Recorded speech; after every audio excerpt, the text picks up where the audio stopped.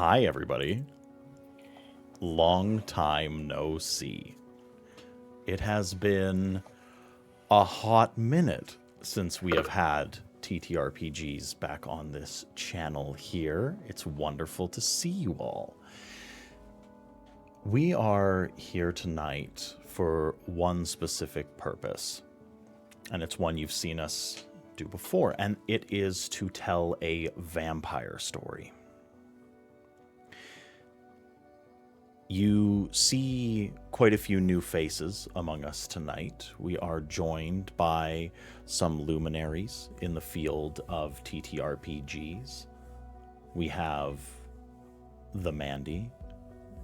We have ya boy Big. We've got Captain Charmy. We've got Daryl. And and Brendan. But you know him. So, this story is going to be a bit of a departure from the last time that we told anything through the medium of VTM. It is a full series being brought to you tonight. This is going to be a longer chronicle.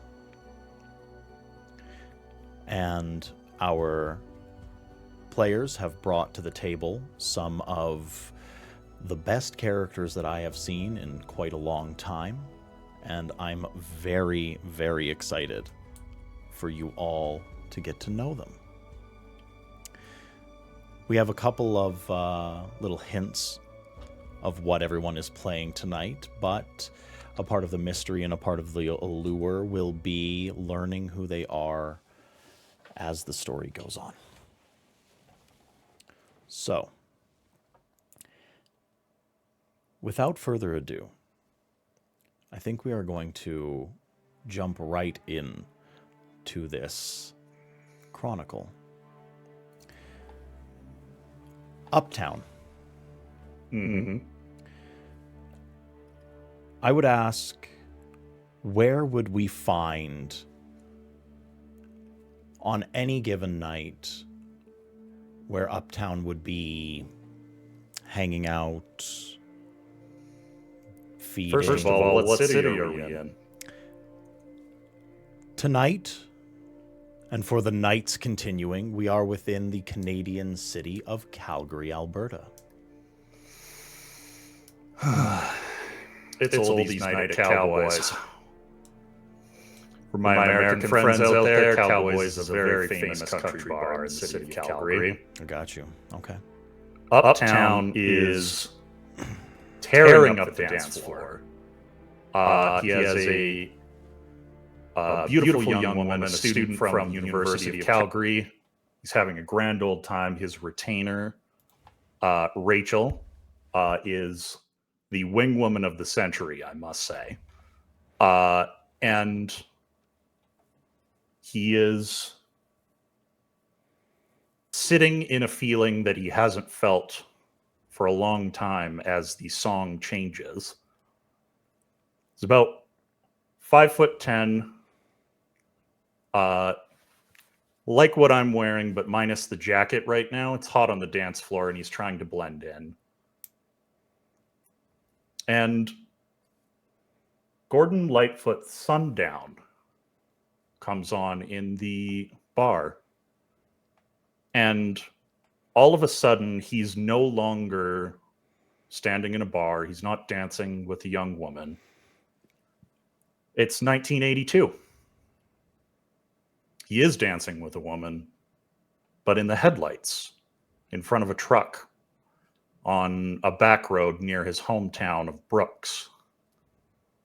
And he reaches into his pocket as they fall into each other laughing, and he feels a ring. And he gets down on one knee and proposes to this woman. He tells Cindy Jackson, his high school sweetheart, that he would do anything for her in the world. And before he hears her answer, he's back in the present. He's not on the dance floor anymore. He's in the smoker's pit in the back corner with his fangs in her neck.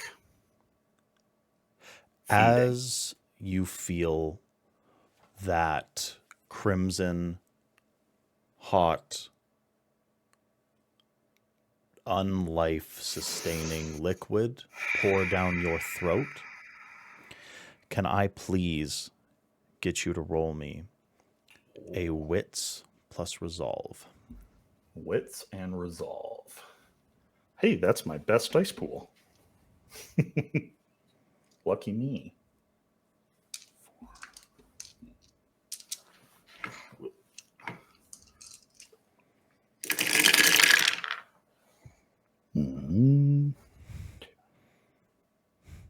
Four successes. 4 successes. Mm-hmm. Uptown gets lost in reverie often. Mm-hmm. A consequence and a reality of who and what he is and what he's become. The memories that you exist within, the fragments that are shunted upon you, and the memories that you cling to in order to hold on to your humanity are sometimes fleeting. It is a lucky night because as you feed, you have managed to remember the name of the woman you were going to marry.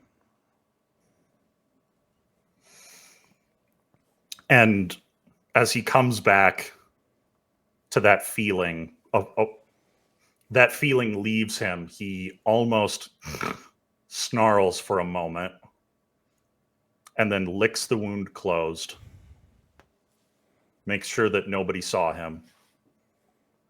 And then as he pulls away from the corner, in a very practiced motion, his arm slides underneath this woman's arm to catch her by the waist so that the booze and the blood loss doesn't make her fall over completely. And he walks her back inside the bar, leaves her with her friends, and a crisp $100 bill, tells her friends, hey, make sure you get home safe, okay? I think she's just had a little too much. Can I please get a wits plus subterfuge? Okay. I am also very good at that. Oh, there we go.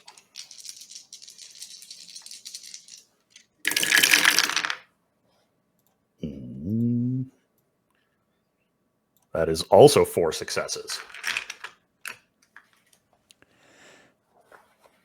The routine of your feeding habits comes back easily enough. It is something that you do week after week, night after night. Rachel's standing by with my coat ready to go.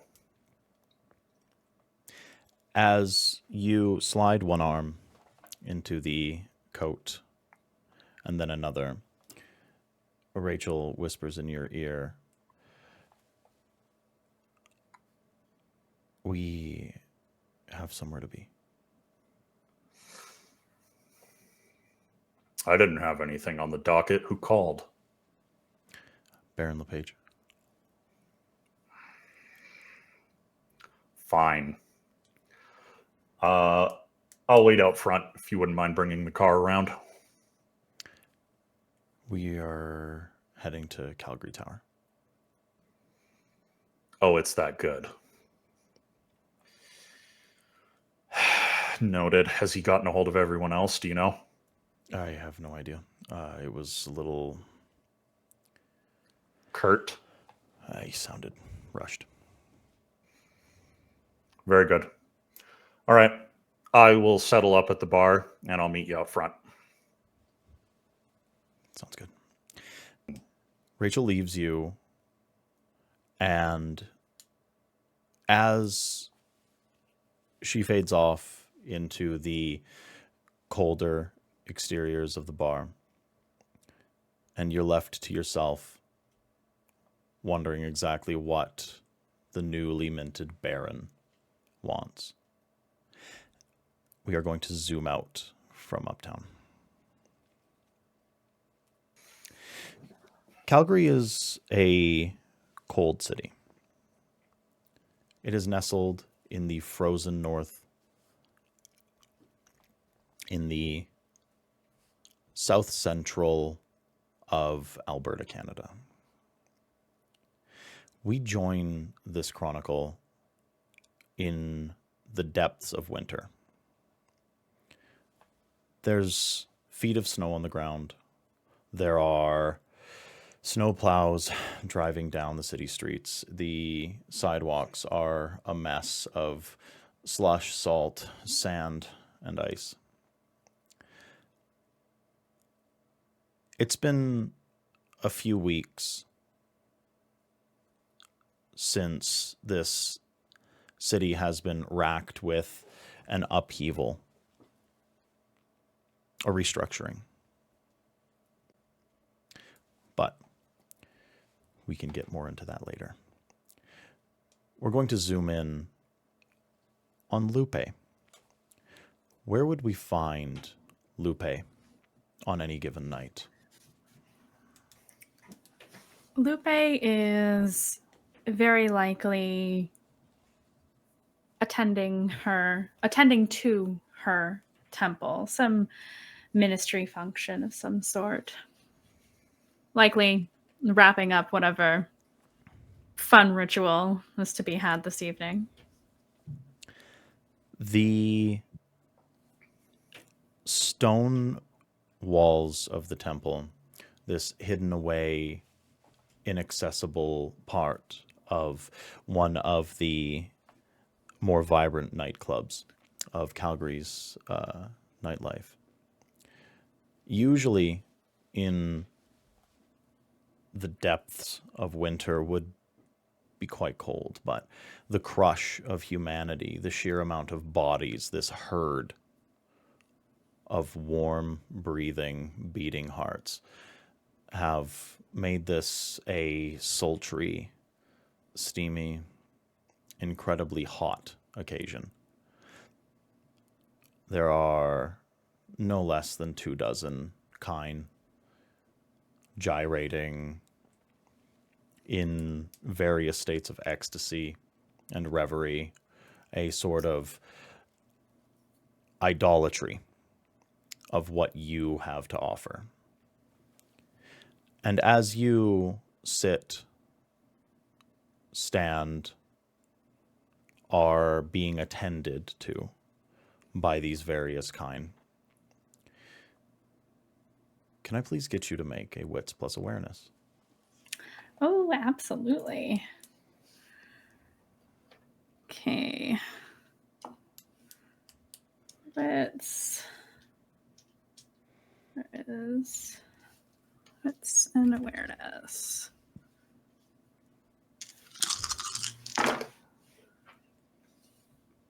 Ooh, okay. That is 1, 2, 3. I hope I'm reading this right. 4 successes? 4 successes? Yeah.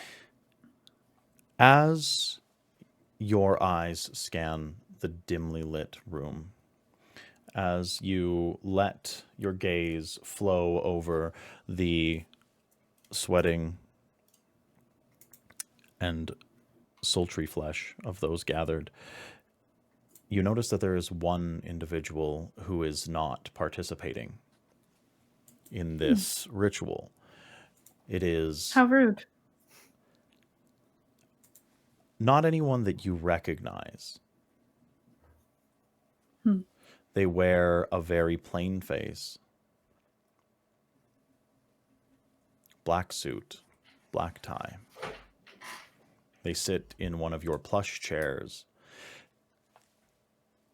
You don't make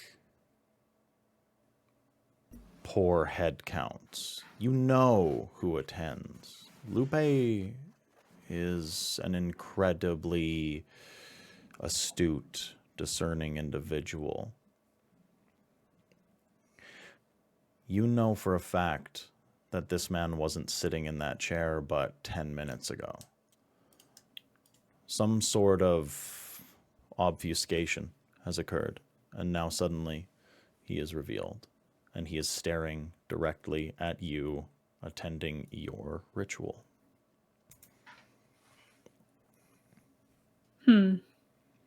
What do you do? I think I am going to. I'm sitting on a chair. Yeah. I have, of course, the throne-like chair in this very gothic-looking club. And I will stand up and wave off my little herd. They've already brought their tithes to me. I will make my way across the dance floor, weave my way through the bodies dancing. The lights above, a little too bright for my liking, but needs must, until I am standing in front of this individual. His eyes never left you. But as you make your way to him, you recognize the telltale signs of one of your clan's signature disciplines start fading away. That mask of 1,000 faces melting off of this man, and where once was a very plain, nondescript, incredibly forgettable individual now sits a mess of a man. Sad looking, skin sallow, looking clammy, pale, very rat-like. Patchy, long, wispy facial hair, greasy, long, slick back hair on the top of his head. Give me an intelligence plus politics, please.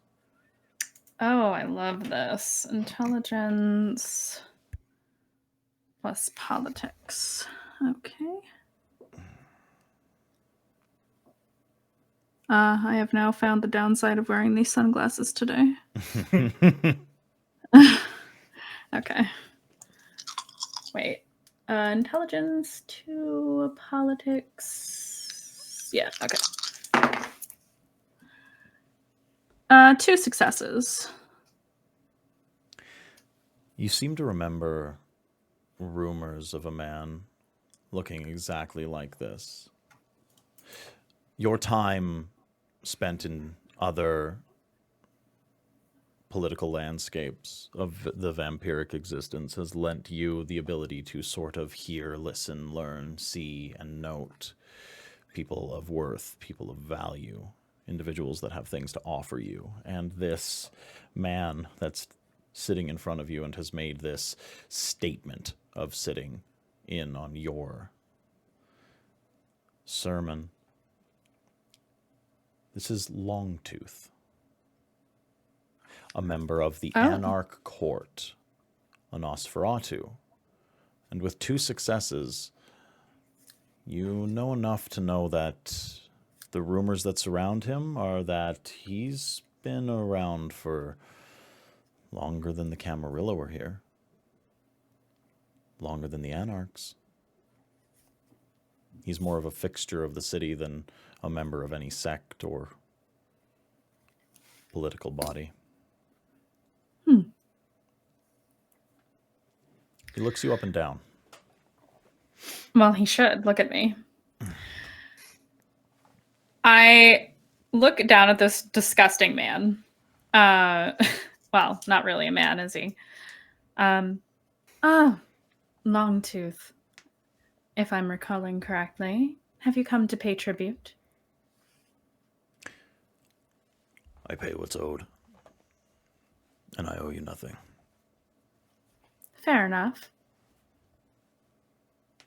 Are you here for a sermon, or are you just here to look? I'm here to warn you. Oh, intriguing. You About used to what? dally with that Liam fellow. Hey. My expression changes into something less pleasant. What have it?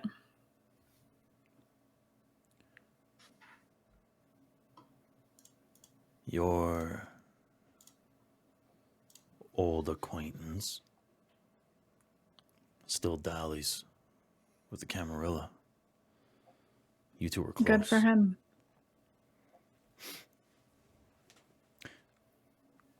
Rumor has it he's not happy.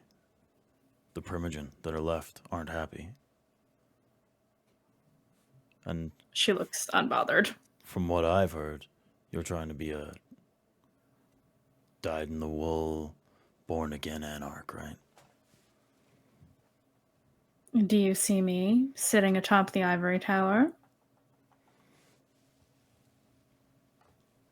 I smile. It's not a nice smile. He runs a hand through his greasy hair. Takes a deep breath. I've seen kindred like you come and go. Fence riders. People that don't like the tower. I was here when the Sabbat fell. You. Oh, I don't care for them either. You have a unique opportunity. You're fresh. The Anarchs need people. And the Camarilla are mad at you. But, please, I'm only here to warn you of one thing. The Baron LePage is not who he seems to be. His motives are driven by power. His methods are going to be messy. And I don't want another shakeup because there are things happening in the city just beneath the surface that I don't need coming to light. That's my house. So please, keep an eye on Baron Trevor. Keep the Camarilla off your back. And since everyone seems to think it was you, use that. And then he's going to pull out a business card. It is this yellow, half coffee stained, clearly from a pile left on some desk in some basement for far too long, half warped. Then he passes it to you. I'll take it. Consider it a favor to me, if you would please tell me anything that you think Baron LePage might be up to. I'll tuck it away somewhere unseen.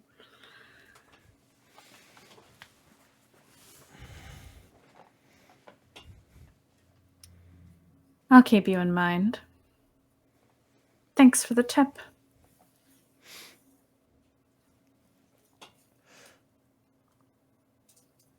Looks around. Nice place. Thanks. If you ever want to attend a sermon, let me know. He presses onto the table a key card and a rake and a lockpick.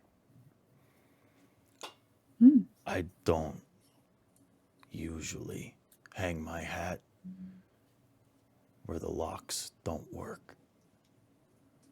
And then he gets up, turns around, and starts to walk out.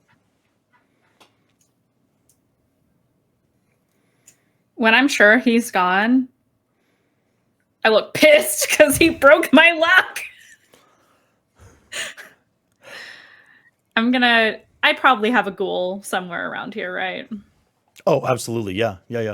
I'm gonna snap my fingers. He comes rushing. He's Come some chiseled, fake tan himbo Of course fella. he is. Of course he is. Yeah. What do you need? This, I point to the keys and all this bullshit. I need you to call somebody to fix the locks, please. Like ASAP. a locksmith? Sure. Whoever takes care of that stuff, take care of it. Oh God! He like pulls out like his phone. He's like, okay, call. Hold on. No. Wait until the morning, darling. Nobody's gonna be open now. Oh. Yeah. Okay. Yeah, I'm on it. It's late. You're right. There. She'll pat his shoulder.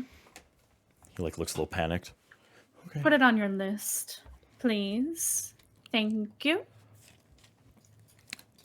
The man takes the note, puts it in a little note, into his list, and then he also whirls around and he goes back to whatever duties. Is there anything else that you'd like to do? Nope. I'm gonna check my phone actually before I close my scene. Do I have any messages? You check your phone, and oh so serendipitously, your phone starts to ring. Oh. It just says BL. Oh, okay.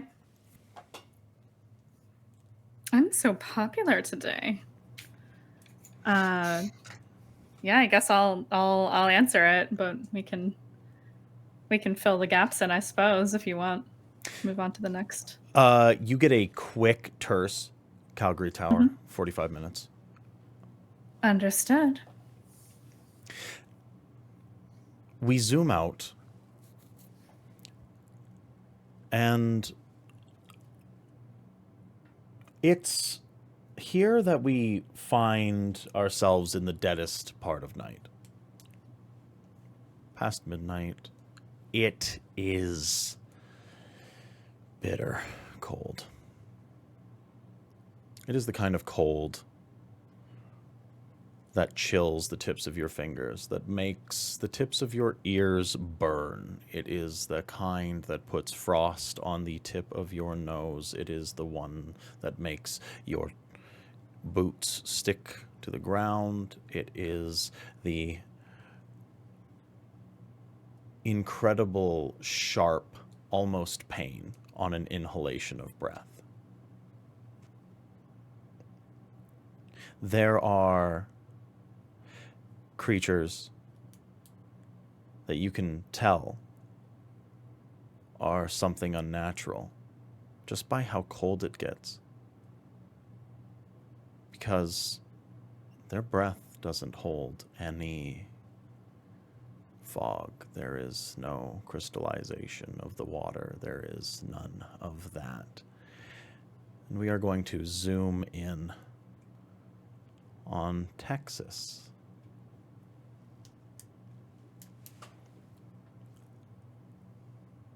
Texas, where would we find you on any given night? Normally you would find Texas probably at the wave, somewhere under his bike, face full of grease, blaring country music in the background just to kind of drown out any other sounds. As he focuses on his bike, kind of centers him. Everyone else has these things, these toys, these beep beep beeps. It's steel, oil, metal. That's something you can hang your head on.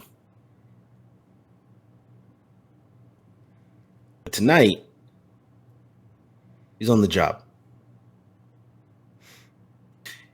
He has to retrieve a package from someone who decided to unfortunately go into business for themselves. So he's a little agitated.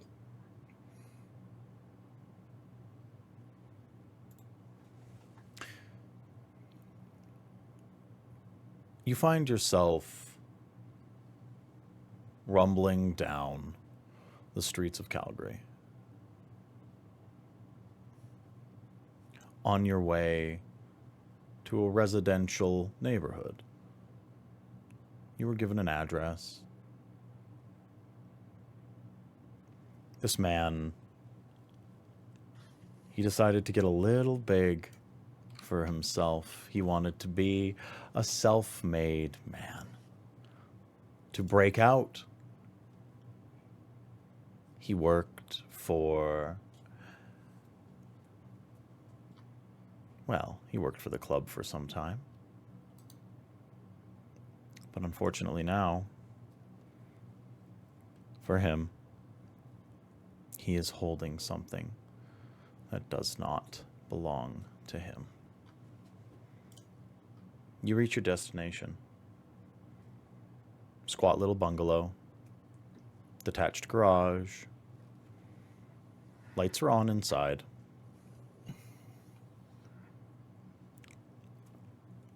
What do you do? Tex gets off his bike. He looks at the little bungalow. He's like, shit. Fine. And he goes up and he just knocks on the door.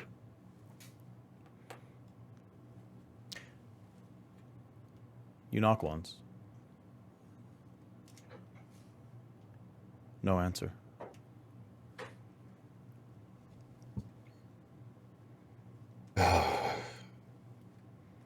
Thought this one would be easy. Knocks harder. You get a muffled back. Yeah, hold the fuck on. Huge smile goes across Tex's face. You hear the of a door unlatching. And then the rattle of chain as the door opens just enough for about 1/3 of a man's face to peer through the door. And is Tex wearing something that would be recognizable? 1,000%. Tex doesn't step out of the door. He barely wakes up without his colors on. Like he's standing there. If you look at him, he is a very tall, hulking figure. Large beard, hair tucked under a hat. Has a very tired, dead gaze. And you can see on his jacket that looks similar to this, Sergeant at Arms. And it just says Tex. And he smiles. The door immediately slams shut. And you hear the cocking of a weapon behind the door. Some sort of small arms. And then you hear that muffled, fuck, fuck, fuck. And an immediate beating of feet away from the door. That's fine. You can run. You're just going to make it harder for yourself. He turns around and he goes back to his bike. And out of the saddlebag pulls out a crowbar. Very like old school iron yard crowbar. He forged it himself. And he walks back to the door and he's like, yeah, Deacon owes me so much more money for this shit. And he blasts through the door. In this particular instance, Tex is going to... Come on, mouse work. I'm going to use a discipline here. Fluent Strength. Call upon supernatural powers. It costs me nothing. The door blows off of its hinges in a spectacular shower of what is truly just OBS board. It is the nastiest, crappiest, hardly held together door frame. It is blown off of its hinges, and standing there, shaking, gun pointed towards the door, is a Caucasian man with a pistol. Just a look of terror upon his face. Listen. We don't have to do this. I can split. I can split the whole pot with you. I was just gonna sell it. I was gonna flip it quick. We don't have to do it like this. We don't have to do it like this. Tex, listen to me. Well, shit, friend. You picked a bad time to go into business for yourself. You could have called first. We could have figured something out. I needed the money. I needed the money bad. I couldn't wait. Money. You had money, friend. That's why you're on this little job. Now, tell me, what are we going to do? We're going to split it, right? And what? Right down the middle. We're going to right down the middle. How much? I was going to make 5 large. $5,000. 25 for the both of us. Yeah? Easy. You don't have to lift a finger. Just don't tell Deacon. What? $2,500. That'll probably get me a new exhaust pipe on my Titan out there. Be real nice. What would you spend it on, friend? Tell me. I got debts. I got debts, Tex. It's bad. That $2,500 is going to get you out of, right? It's enough for now. Yeah. Understood. It'll buy me time. Friend, we have a series of options here. I can either walk away with that package and you can go on about your business, or I'm going to take that package and the hand that's holding it. Now, don't be too hasty. Take your time. Think of what you want to do. I'm going to stand here, friend, and I'm going to smoke this here cigar. You take your time.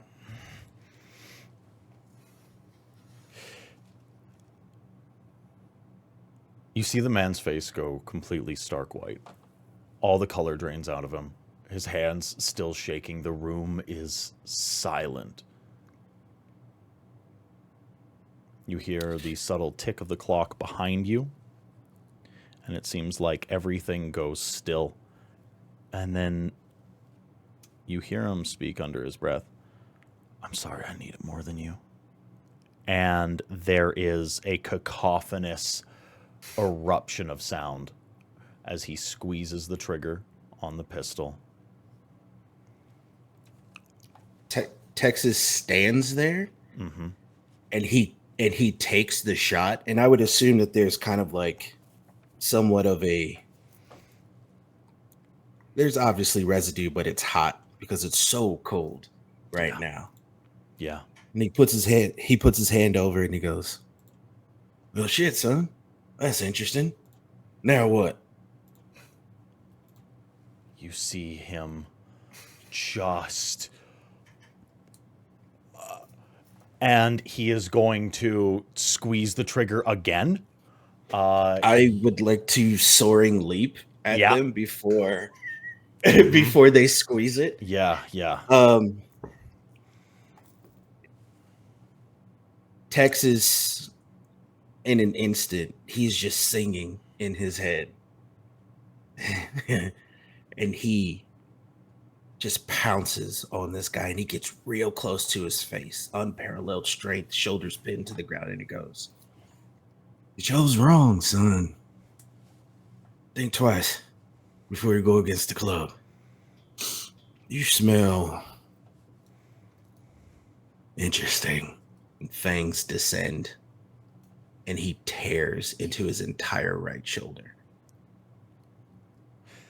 The man struggles. There is a distinct moment where he tries to fight back. Your hands are like vices. Steel meeting flesh. He makes no headway whatsoever. And you start to feed. The wound begins to bleed.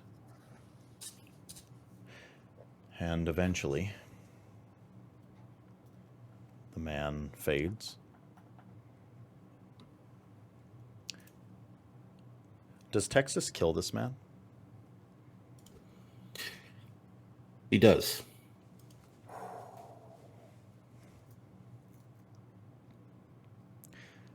As this man goes limp in your grip,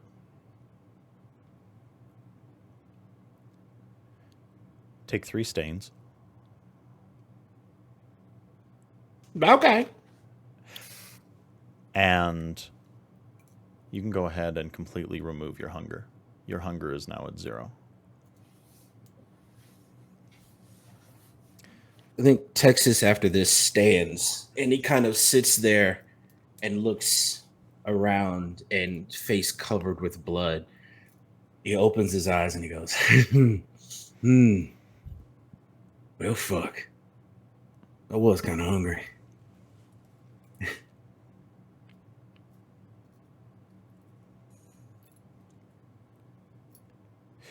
You find the package that you were looking for.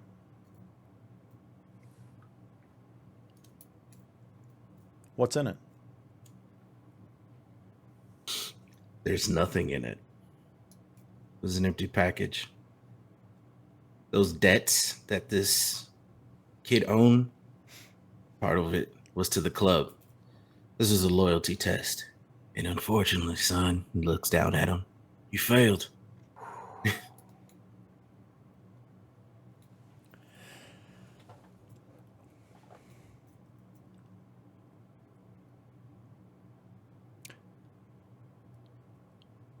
Deacon's going to need you back at the clubhouse here real soon. Yeah. Had to tell him.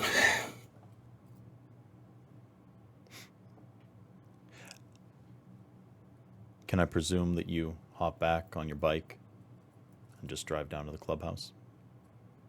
100%. Doors left open. Lights still on.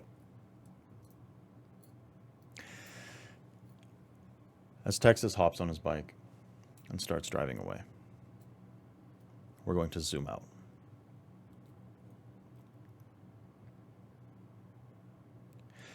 The last thing that a kindred wants to do, truly, is leave a mess.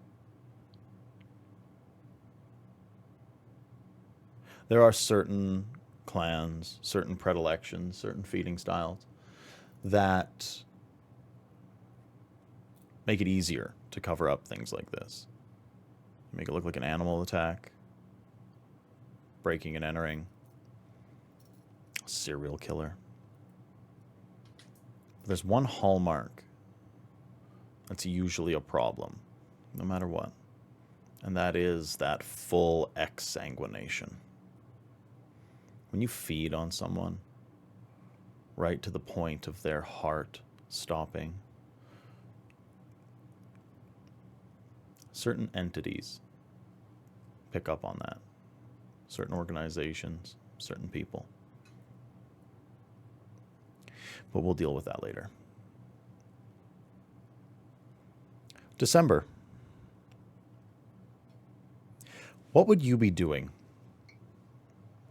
on any particular night? You would typically find December at her shop, Midnight Moon Magics. In the early stages of the night, taking business. Appointments from the day for tarot readings or other forms of divination.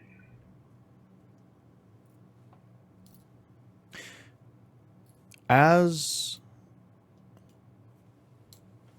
you sit in, taking readings, your night is going on as typical, but you are a little peckish tonight. And you have one very particular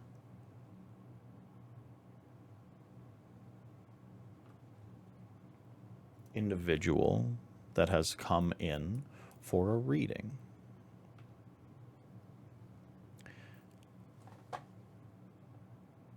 A man walks in through the doors. 5'11", mousy brown hair, pentagram necklace around his throat, spiked jewelry on, dress down.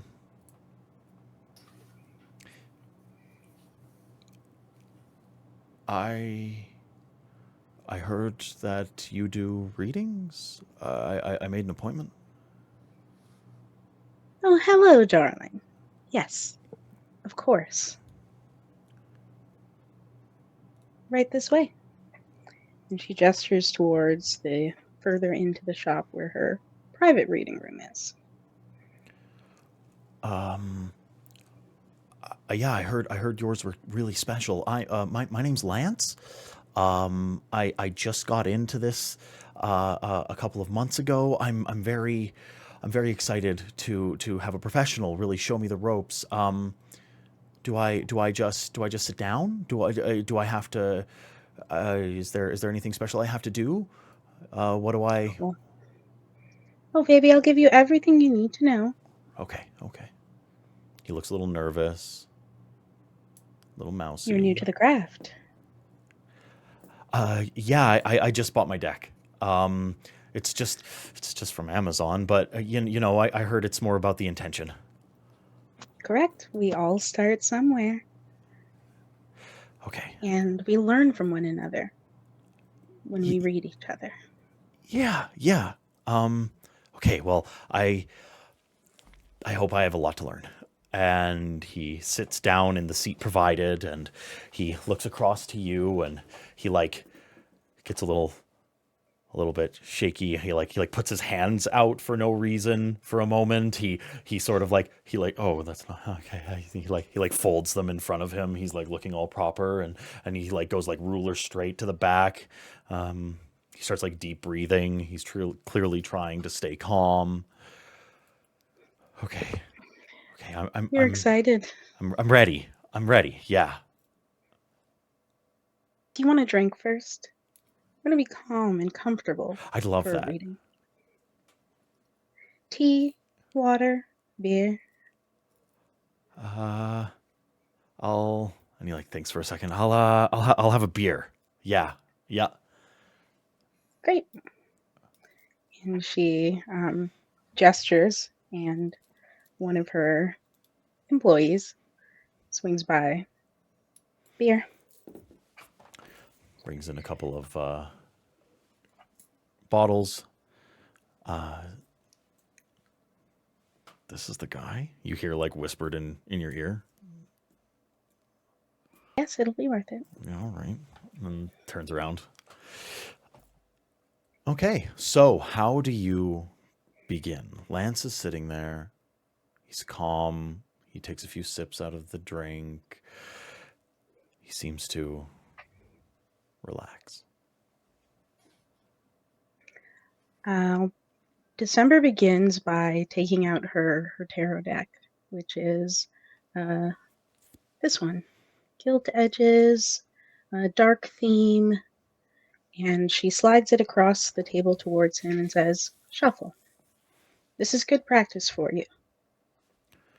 Okay. Give it your all.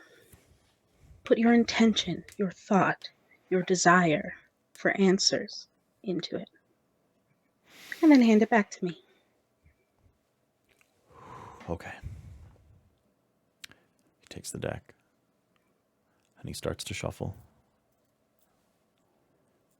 He does so for about a minute.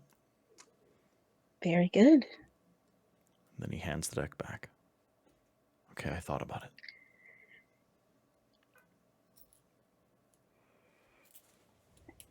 Let us see what the cards have in store. And as she pauses over the deck, she will attempt to read what is important to this person from appearances and the short bit of information that we've gotten so far.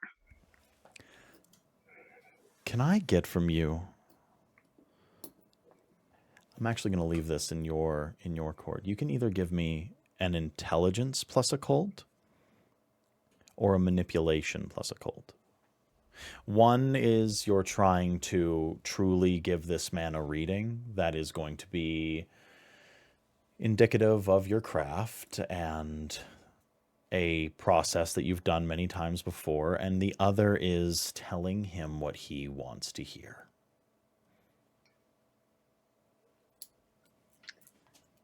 I'll go with intelligence Okay. on this one. Go So ahead. intelligence, what, sorry? Intelligence plus occult. Occult, thank you.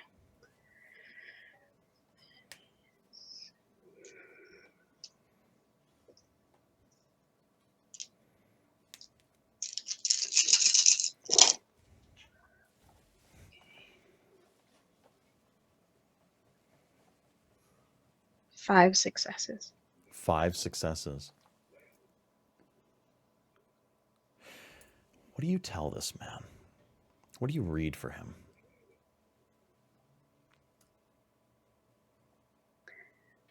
The power and respect that you seek will come towards you if you can reach out and grab it. But you have to believe that you can first.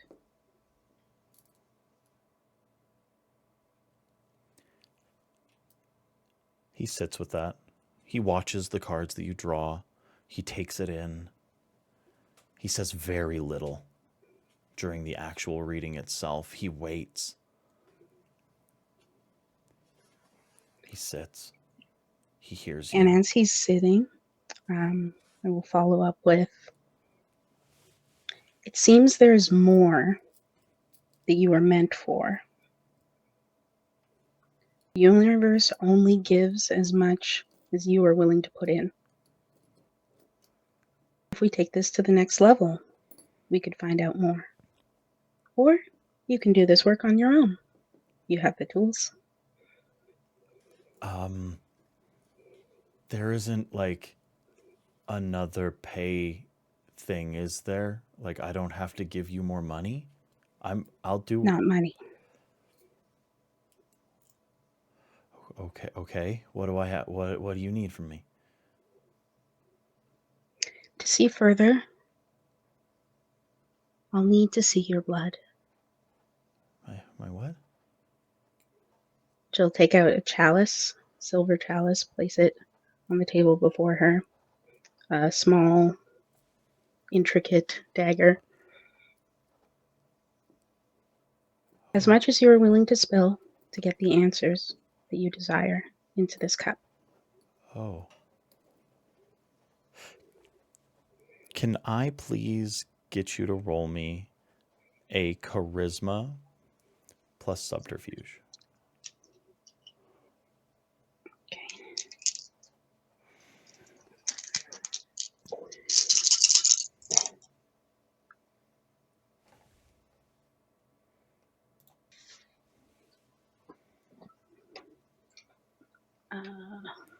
Sorry, let me just confirm here. 3 successes.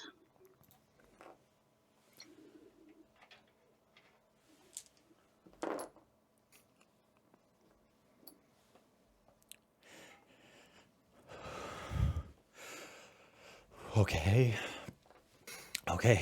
I do. And he's not making eye contact with you. He isn't looking at anything other than the dagger and the goblet. And do I do it or do you do it? If you want me to, I will. It's okay. I don't think I can cut myself. Give me your hand. I'll do it for you. Okay. And he holds out his hand. And This guy's gonna pass out. Shaking. It's shaking. He's nervous.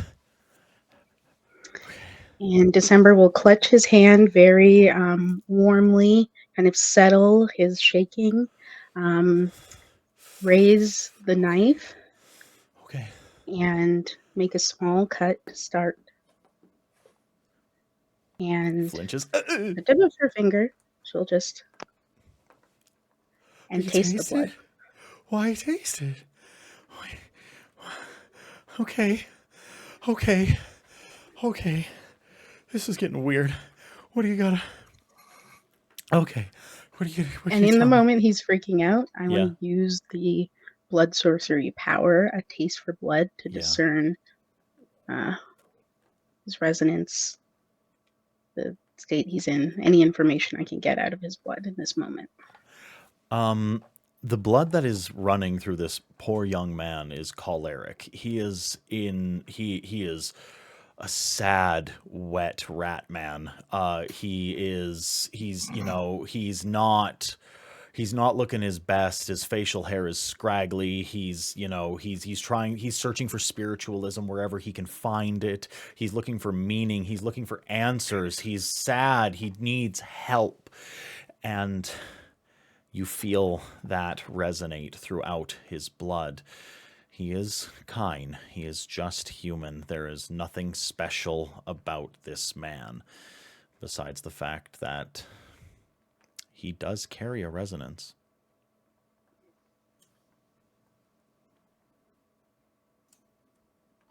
And as she's holding his hand, the blood is beginning to drip towards the cup, and she'll ask him, "Are you willing to go further for your answers? I can see just beyond this point. There's something meant for you." Okay. And he's like just unwell, but he's willing. This man is he's enthralled. He's looking for answers. He's looking for meaning. He's looking for purpose. He wants what you're offering. And he nods. Yeah. Yeah, yeah. Good boy. And she will bite where she cut and begin to feed. His eyes roll into the back of his head. He sinks low into his chair. His arm goes limp in your grasp. You are essentially holding it to your mouth. It would drop to the table otherwise. He is in a state of ecstasy as you drain some of the blood out of him. What amount are you taking?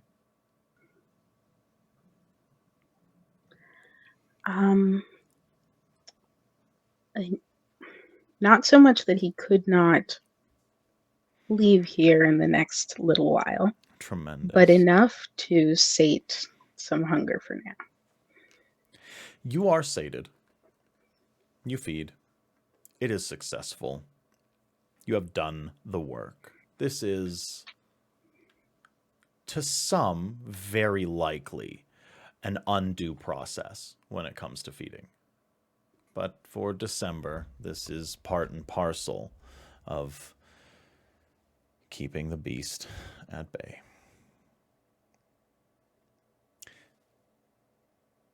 As the man is slumped in his chair, and you peruse him up and down, and he starts to come to, that so very recognizable glazed look of confusion upon his face, that missing memory of the kiss. What do you say to him? December will lean over him, put a friendly hand on his upper arm or shoulder, and say, "You will get all that you desire if you reach out and grab it and take it. But the weight of the future can be heavy. So take some rest before you leave this place. But remember, what you're looking for is in your hands." Looks down at his hands. His brow furrows for a moment. The wound that you had cut into his palm is healed. And there is no stain of blood. And without a word, he's like, gives a nod, then walks out the door. December, your phone Come rings. again. Ring, ring, ring, ring. She hesitates for a moment, but picks it up after a couple more rings. December. Calgary Tower, 45 minutes. Of course. The phone hangs up, and then we are going to zoom out from December.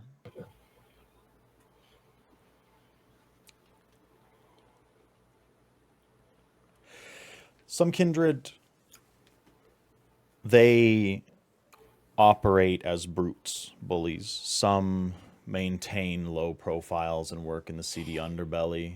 Others will become cults of personality. Some find themselves so very drawn to the allure of control, of domination. Sometimes that manifests as something in a boardroom. Sometimes that manifests as a doctor, the head of an entire department. Others run motorcycle clubs.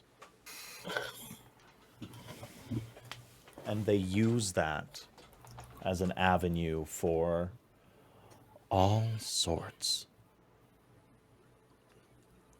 of incredibly nuanced control throughout a domain. Keeps you mobile. Lets you diversify your money. Gives you individuals that are ready to mobilize. People in separate industries. Gives you purchasing power. Where do we find Deacon on any given night? If not at the Tooth and Nail, the bar / club that he bought specifically because Tex requested it, he's usually either doing his actual, I don't want to say day job, his job, which is as an investigator of some sorts. Whether that is staking out someone or receiving information from the plethora of the gang that actually do have a job in 401k through the LLC that he has established, or simply doing it because it's what he was born to do and continues to do in his new life. Daryl, give me a wits plus awareness.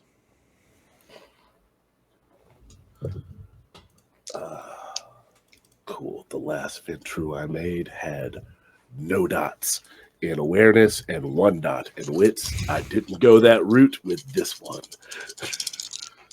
Oh, crap. 3 math. Yes.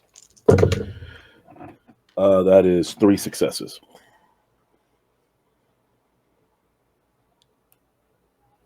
Deacon, what do you drive?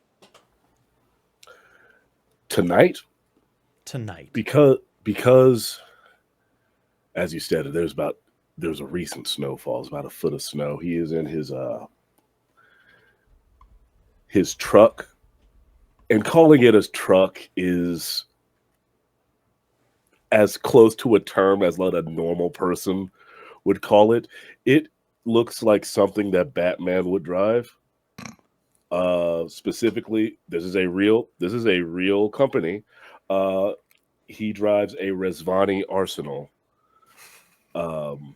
with the military package, so it is fully bulletproof. It has smoke screen, it has blinding lights, run flat tires, all of that.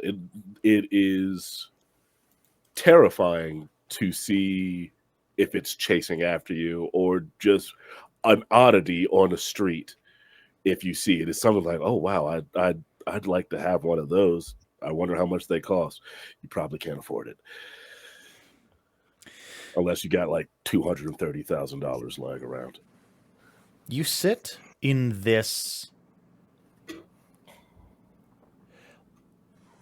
explosion-powered, armored, screaming hunk of authority And you're watching and you're waiting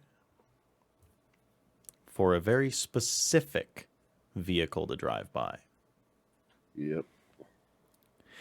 There's an individual that has evaded you for quite some time. It's a man. It's a fella named Noah Hyman. He very specifically is wanted for battery, evading arrest, and assault with a deadly weapon. Real pillar of the community. You have his file up. He drives a 2011 Ford Focus. And with that wits and awareness, your supernatural gaze locks on to the pale blue, rusted undercarriage, muddied out Ford Focus. And I'm going to ask you now, please, make me a Dexterity Plus drive. Okay. Well, that's lost to the ether.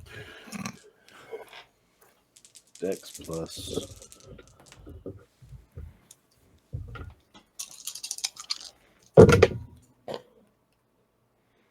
Whew, that is one success.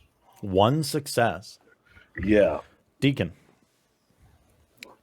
you love this truck. But there's one very specific thing that it is piss poor at. That's weaving through traffic. You have a choice to make. Yeah, I'm going to burn that willpower. There you go. You see the Ford Focus start driving by ever so slowly. I'm not about to get... This thing has 700 horsepower. I am not about to get outran by a Ford Focus. Okay, give me the... Let him know. Let him know. Absolutely. And then give me the results. Yeah, that's 2 successes. 2 successes? Yeah. 2 successes is enough to keep up. You're trailing behind this man. As he drove by, you catch his eyes, and he catches yours. There's a passenger sitting to his right, and he sees you and punches it. The sheer adrenaline, panic, and need to evade you is actually proving a little problematic. The Ford Focus is a Ford Focus, but yes, it is a little bit more maneuverable than an Arsenal. So you're weaving through the streets of Calgary. You trade a little bit of paint with a few vehicles, and you receive a phone call. It is one of your contacts at the CPD. Hello? I saw you blow by about 2 minutes ago. What are you doing, Deacon? Chasing down a perp. Yeah, okay. For you. Yeah, fantastic. How much collateral is there going to be? What are you doing? If there's too much, I'll cover it. Fantastic. So I need to wash more of your money. Is that what we're talking about? Why? Because you need to catch some person who is this guy? What did he do? Let's see. Name it again. It was battery. Uh-huh. Was it resisting arrest? Resisting arrest and assault with a deadly weapon. Yes. He lists off battery, resisting arrest, and assault with a deadly weapon. Yeah, okay. So, every 10th guy in Calgary, fantastic. And you're going to, and how many vehicles are you going to write off? How many insurance claims are there going to be? How much paperwork am I going to have to do? Because everybody's going to report this. You understand that. You know that you're driving an Arsenal, right? I know what you're driving. I saw you cruise past. You know what? You've got 10 minutes. If you don't put this fucker in the ditch, pull him out, and put him directly into my car. And then he sends you a text. It is a pinned location. If you don't put him in my car here within the next 10 minutes, I'm going to take him in and I am going to have your license stripped. You've got a choice to make. You either let him go or hit the gas and drive like I know you can fucking drive. Click. I'm going to have to correct that behavior later. Can I please get another dexterity plus drive? Could I rouse the blood to add 2 to my dice pool? Yes, you absolutely can. And I will roll that hunger die for you. I get hungrier. Okay. You hear in the back of your head that scratching, so very insistent tone. Sloppy Deacon. You're so sloppy. You know what happens when you get messy. You gotta feed me. Be careful. What, you can't catch a little perp?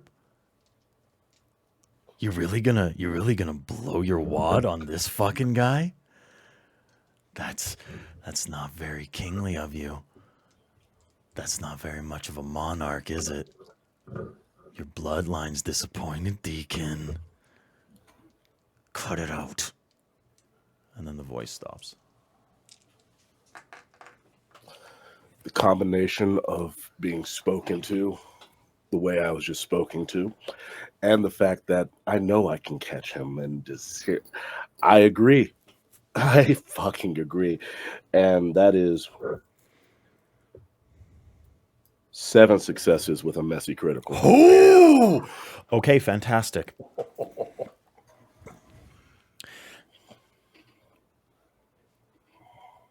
You take every single fucking ounce of focus, drive, anger, and authority that you have in your body. You do not touch another vehicle on the way to catching up with this individual. You find yourself on the Deerfoot.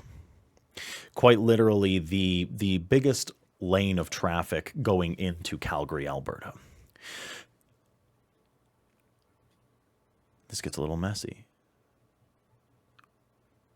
He speeds ahead of you, and he weaves in and out of traffic once again, and you have that moment of panic. He's going to get away. And then you fucking floor it, and you slam your gigantic truck into the Focus. You crash his ass into the Meridian. The Focus flips onto its roof, skids 50 meters. You hit the brakes. You stop beside him. What does Deacon do? There was a passenger, right? There was a passenger. I go to the passenger side door first. You see, hanging upside down in the passenger seat, another man dressed in a black hoodie, black jeans, some companion, somebody, right. His friend. You're unsure. Are they both up or are they out? They're panicking, reaching for seatbelts. One of them screams at you, "What have you done? Who are you? What the fuck, man? What the fuck?" And he's like fumbling with his seatbelt. Hey, I've already tolerated being spoken to a certain way tonight. I won't do it again. I obviously have flipped your car. I wonder why I would do that. Could it be because I was trying to catch you? And now I've caught you, and you will come with me. This isn't a negotiation. You're going to come with me. I'm only here for him. And he points to the driver. I'm not here for you, kid, so you can catch a ride back at town and go back to whatever you were doing, and I'll probably have to catch you later, but I'm not here for you. Or you can keep getting lippy, and I'm going to do something very bad. Can I please get a charisma plus intimidation. Yes.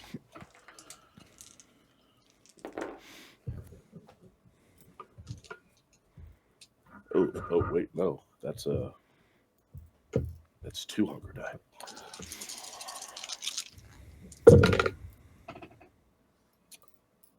That is 4 successes.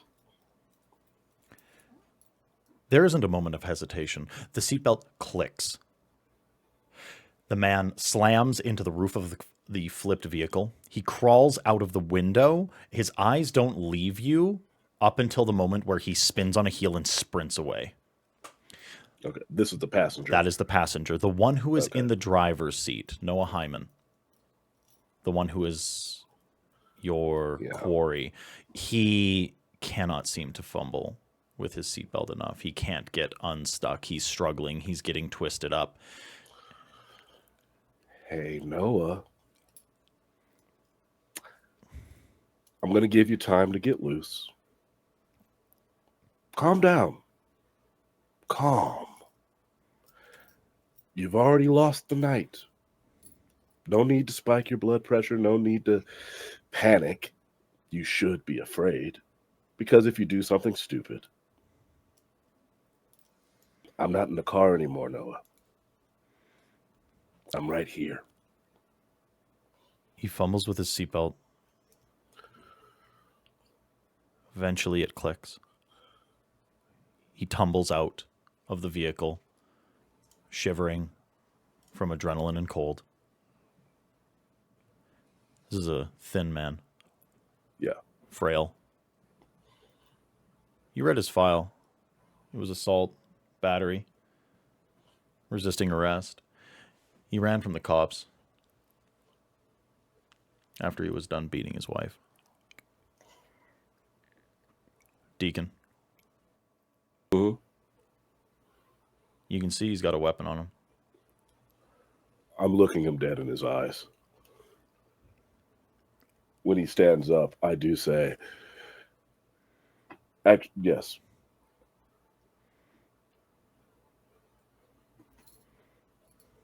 Yeah, I'm going to use Mesmerize.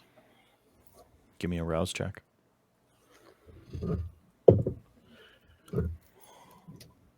I get 1 dot hungrier.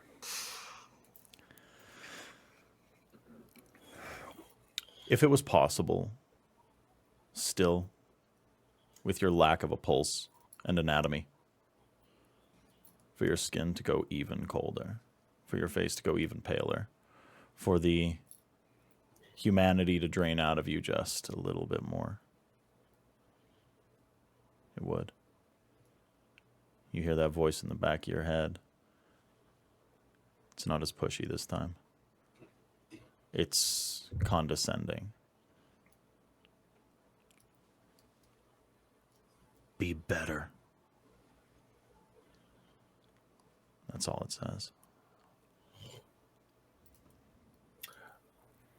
I say to him, don't move. Give me the roll. Do I have to roll against a human? Oh, right. He's kind. Sorry. Old rules. My bad. No, you don't. He stops moving entirely. In fact, the tremors that were from the cold, he's trying to suppress. Every single fiber of his being is being put towards stillness. I calmly walk up to him, and I'm just tapping parts of the car as I do. And I take the weapon from him. Yeah, you're not going to need that. I unload it, take it apart, and just throw it. Noah. And I smack my hand on his face. You got me dressed down, Noah, because you ran.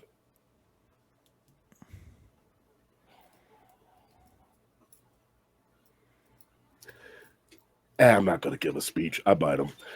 Oh, I would like you to give me a wits plus subterfuge. You are doing this on the meridian of a highway.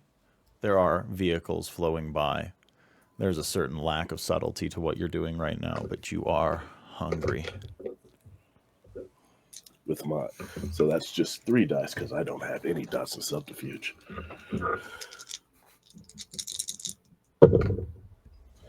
Look, I got 2 successes out of 3.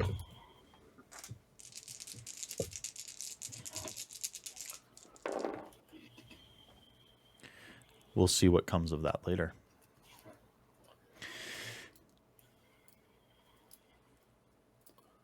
You feed. You gain back. I do not kill him.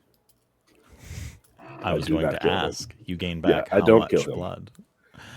Fantastic. Then yes. He slumps. You hold him up.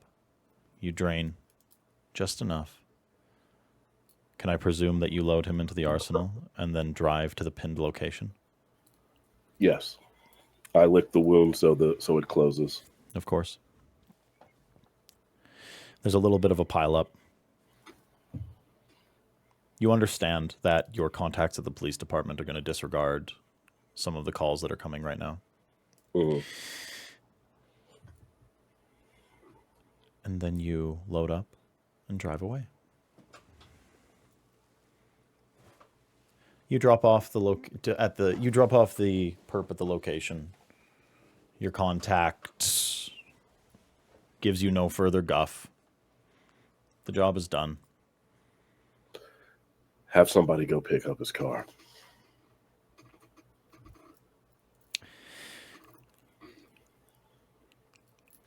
What's on your mind, Deacon?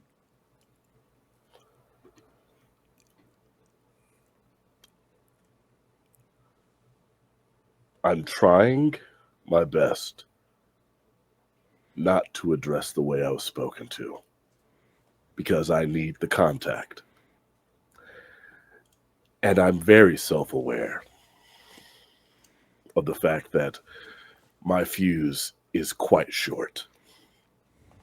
And I'm afraid, well, not afraid. I just don't want to start talking about something and get upset while I'm talking about it because things can happen. So what ends up what I end up saying is, listen, I get it. I scraped a few cars. I need you to speak to me with more respect even when I mess up. I don't disrespect you. Please don't disrespect me. And I'll pay for the damages. Can I get a charisma plus persuasion?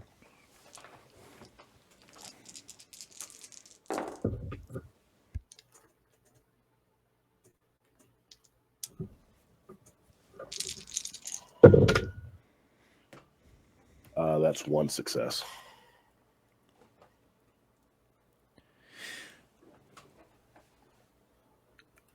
I don't mean to be short with you, Deacon. I don't. I'll try.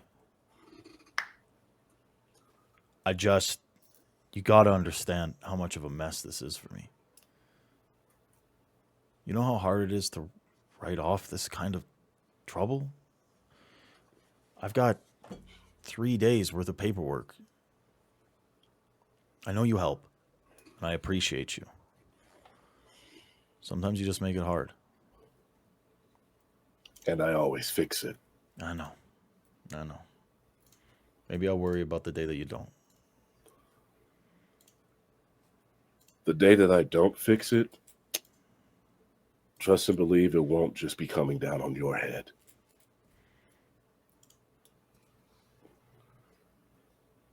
I'm going to choose to believe you. Would I lie?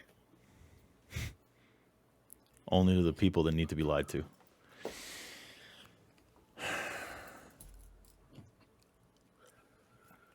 All right, are we done? Yeah, have a good night. He had a friend with him. I let him go, but If you need a description, I'll shoot it to you. Yeah. Just text it to me. It's fine. Thank you. All right. And from there, we're going to zoom out.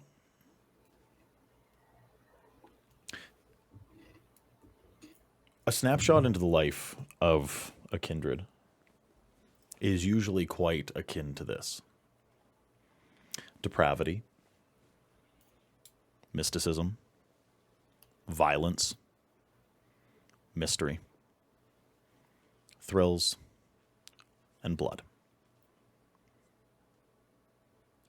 As our kindred gather to go and meet the Baron,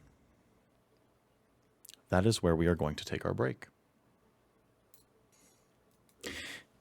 Thank you for joining us for our first half.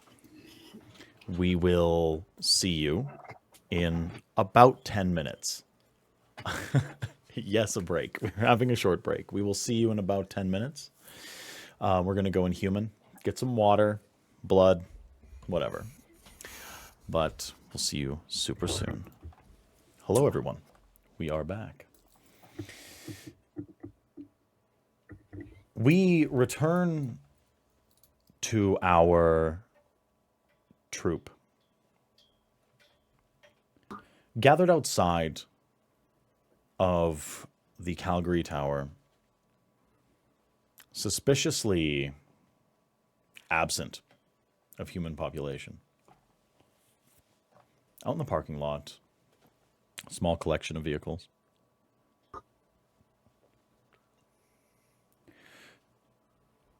You recognize one another as you mill about, waiting for the signal to get in.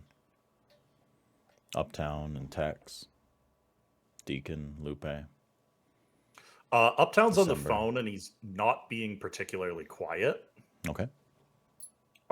He's talking to somebody and going, yeah, no, I heard that there's a problem, and Charlie's bachelor party is going to have to get moved up, and it's a fucking nightmare, all right?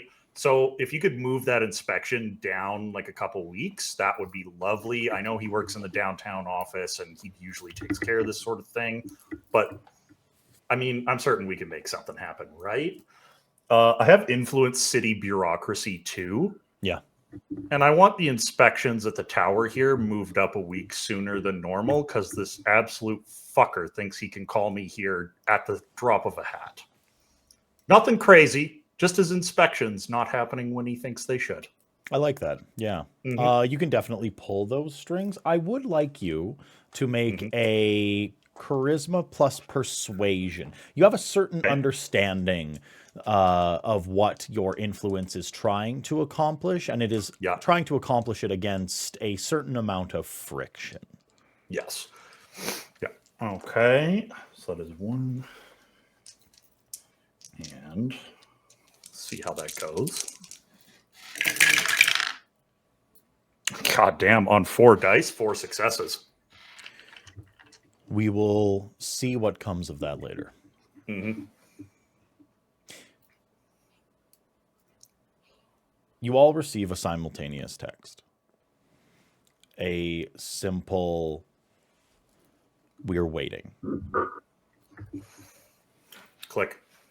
Good to see everyone. Uptown. How's your night Again. treating you? Well, I was dancing at the bar and having a great time when I got this text, so I am less than pleased. We'll go with that. How's yours, Deacon? Tell me all the gory details. Maybe I should be asking Texas that. Well, oh, actually, yeah. How'd that thing go, Tex? Probably best if I put myself off mute. It went as well as it could have. I don't believe you, but all right. We're gonna put a dot in that. We're gonna put a dot in that Yes. because that is club business. But yeah, Why would I have to lie? December, looking lovely as always, both of you. Good evening. You see, Lupe has long, standard wool trench coat, clearly designer, rings on her hands. She's wearing very fancy Louboutins with the red bottoms that go up around the heel and up the back. Dressed very sharply, not like she was at the club. Not that anybody saw that, but she's dressed for business. December. It's so good to see you, darling. And we do the air kiss. Air kiss. Mm-hmm. Our usual greeting. Mm-hmm. All right. Anybody got any idea why we were all called here? No, but if the Baron thinks that we're just going to show up whenever he snaps his fucking fingers, he needs to hear differently. This is fucking bullshit. I mean, it could either be just because he wants us to show up, or something got so fucked up that only the people that are known for clearing that type of stuff up need to be called in, such as yourself, Uptown. Oh, good. I get to bend him over the fucking barrel. I mean, that's how you should. That's usually how you have Sometimes to it just needs to be said out loud, you know? I mean, yeah. Yeah. I mean, of course, they're never going to say, yeah, I need your help, but, you know, boons and all that stuff. Gross. Yeah, remember the days when it was watching. Go ahead. I was like, remember the days when it was just like you could pay somebody to do stuff? Now it's just like, yeah, favor for favor. I still take money. That's fine. I know you. I think, yeah, I yeah, still take you do. money. What Sitting there for? watching. Oh man, thanks. Right. Sitting there watching Deacon and Uptown kind of talk, like Texas Gaze kind of goes past Lupe and over to December, and like he gets up from his bike and he like kind of brushes past Lupe. He's like, "How's it going, Lupe? Evening, Miss December. How you doing?" Hey, dear. I'm good. How are you, Tex? Good. You, I'm surprised they called you here. Did you need something? Or? I was surprised as well to be called. Hopefully it's something actually important. Kind of killed my buzz. Oh. I'm going to stop by the shop tonight, but I got busy with something. Maybe later. Did you need something? Are you hungry? Always. Well, maybe. It depends. I'll leave you alone. It was nice seeing you. While this is happening, Lupe like looks over her little sunglasses over at Deacon, like I'm looking I'm looking directly at Lupe, just like You all see an individual I standing make the at little heart main sign with doors. my hand. You see an individual standing at the main doors of the Calgary Tower, holding one of them open. It is a gender non-conforming individual, spikes, leather, collar, side shave. They look like a screech into the night turned into a person.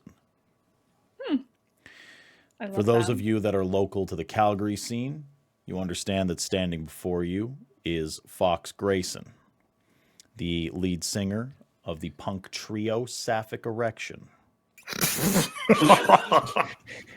Fox is an individual that takes no bullshit. They are the architect for the current Anarch revolt. Incredible. We're just going to sit in that one for sure. Yeah, no, I need to let that wash over me for a second. Okay. You playing grab ass out here all fucking night? You making Uptown LePage wait? Sorry, go ahead. You making LePage wait?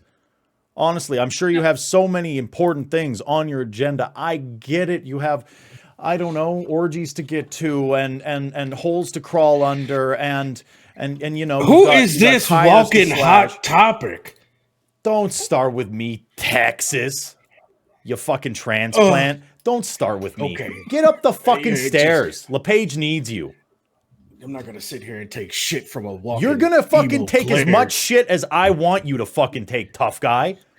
You want to do this right now? Oh, Edward let's Scissorhands? dance, we you can fucking do son it. of a bitch. And they Oh, fucking, I they fucking know. yeah, like the leather jacket comes off. Uptown I just pats walk up. Texas on the shoulder and says, "Get it over with quickly, big guy," and walks inside. What do people do? Oh, I walk up with my I've got like the silver leather Chanel bag slung over in the crook of my elbow, and I just strut up to the two of them. Will you please put your dicks away? So my dick's out. Hold on. Didn't you say we had business to attend to? Fox looks Lupe up and down. Well, as much business as you want to attend to, I can suffer through that. Texas, you and me, later. Absolutely. Come by the club. We have snacks. Get to stepping. Fox holds the door open. As you should. And you make your way up the stairs,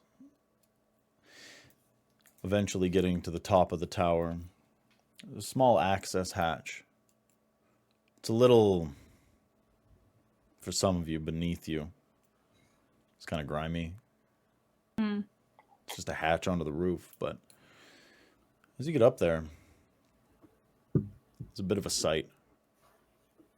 The Calgary Tower is known for one thing. Truly. It used to be two things. It was the tallest building in Calgary, up until the Suncor building robbed that away from it with all of its oil money. The Calgary Tower is still known for the gigantic cauldron of liquid flame that sits in the center of the top of the tower.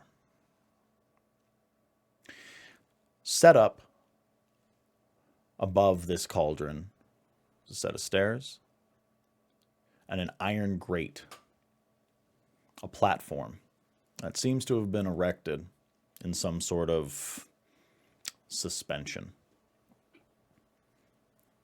Standing atop this platform are two individuals. One of them, Trevor LePage. The other, Lydia Van Butte, his constable.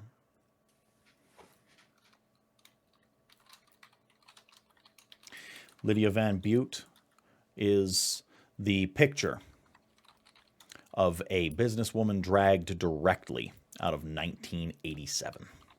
Pencil skirt, shoulder pads, tight pulled back bun, severe look on her face. You would think she was the perfect picture of business professionalism, but there is one thing that mars her visage, and it is a ragged scar that runs down the length of the left side of her face from some sort of, if you had to imagine it, a claw.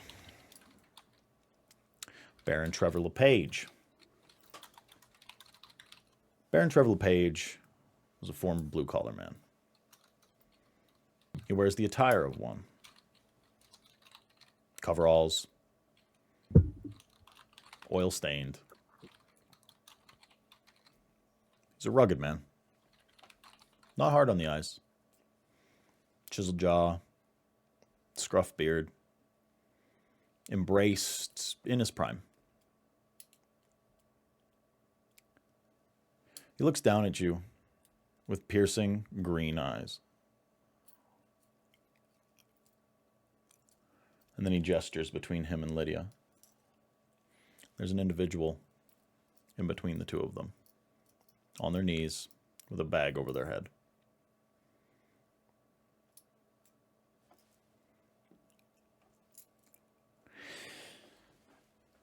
Someone connected to Strathcona's killer. You all. Brought you here to watch something. Take part. Y'all say you're anarchs. Some of you died in the wool. He looks at Uptown. Rest of you? I don't fucking know yet. So you're going to watch. You're going to learn. Get on with it, you fucking pylon.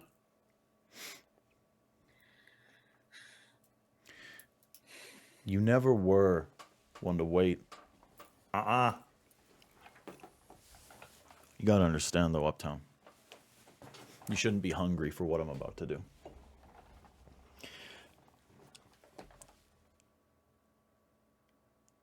A hiss erupts in the air. You recognize it after a moment. It is liquid gas pouring into the cauldron. Can I get everyone here to please roll me a composure plus resolve? Oh, As Baron LePage takes a matchbook out of his breast pocket and tosses it into the cauldron, igniting it. composure. Does this roll include a hunger die, or is it just straight dice? Always hunger die. Okay, just Unless it's a making willpower roll. Yeah, it is not a willpower roll. Okay. Yeah.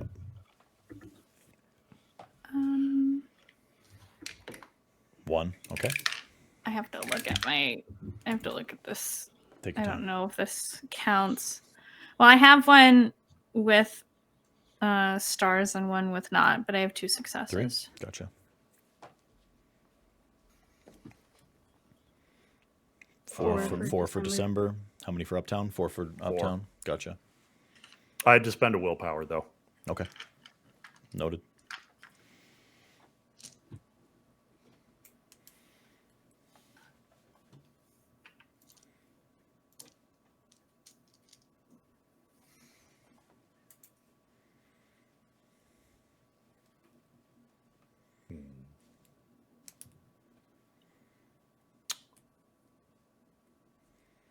Are we waiting? What did we get for Lupe? Sorry. Oh, I got the 2. You got the 2? Okay. Well, I got one with the pips on it and one without. You're good. For You're totally good. Okay. So the eruption of flame turns your beast into a frightened animal for a moment. All of you restrain it. Deacon, you hear that in the back of your head. It doesn't make you run. You did not fail, but you do hear, "Get me out of here.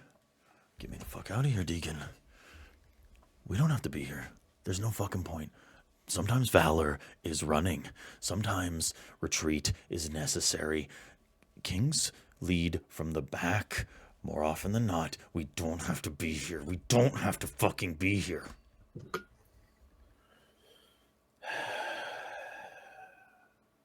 No one can hear this, but he does speak to his beast in his mind. Mm-hmm. Any dialogue that you have with the beast, unless you dictate that it is out loud, will happen within the head. Okay.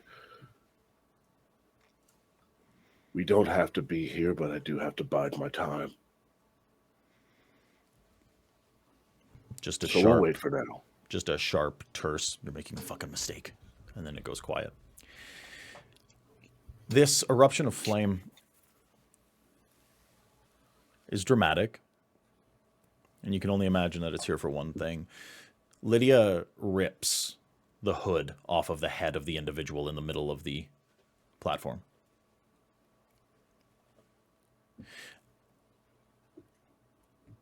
For those of you that were Camarilla transplants, can I get you to roll a intelligence plus politics?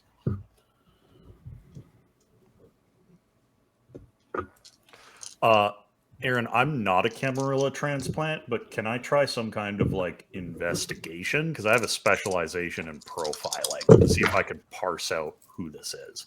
Unfortunately, we're gonna put a pin in that one.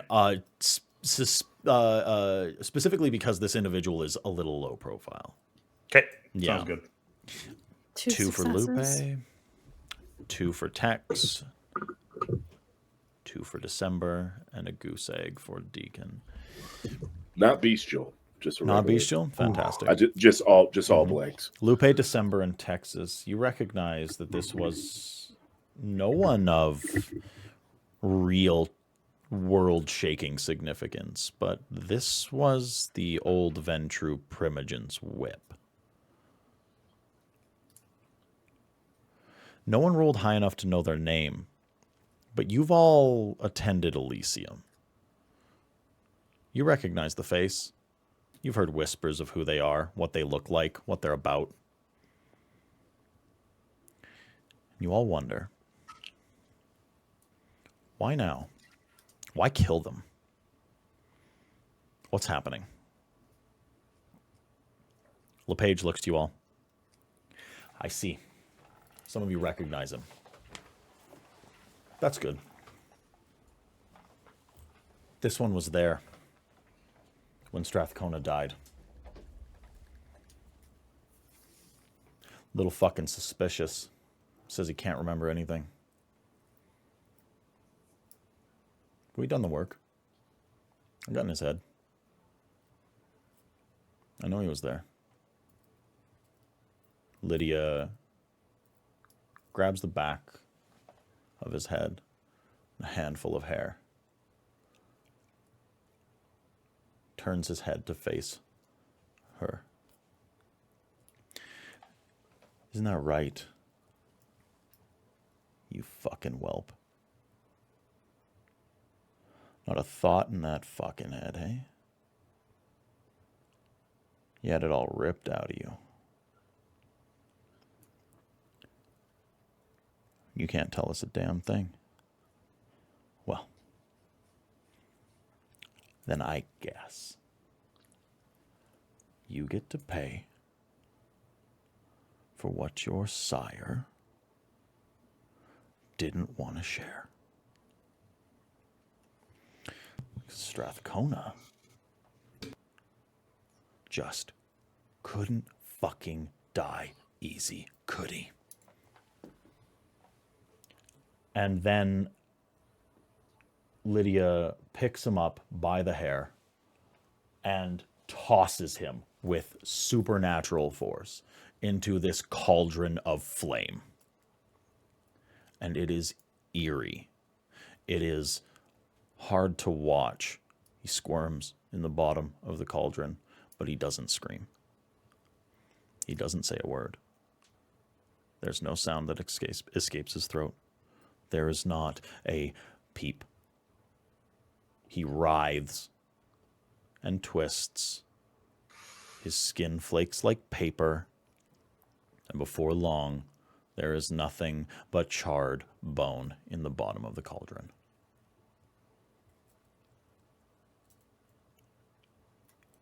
Hey, you guys want to cue me in? Who the fuck was that? I have no fucking idea. Y'all remember their name? I have a question. Real quick, Baron. I'm all for penance, revenge, whatever it is you want to call this. But mainly, when you need an audience, there's intent. What's the intent of us watching this? Seems like you guys could have handled this privately. That part.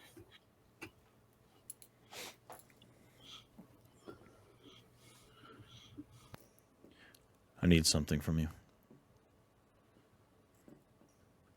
All of you.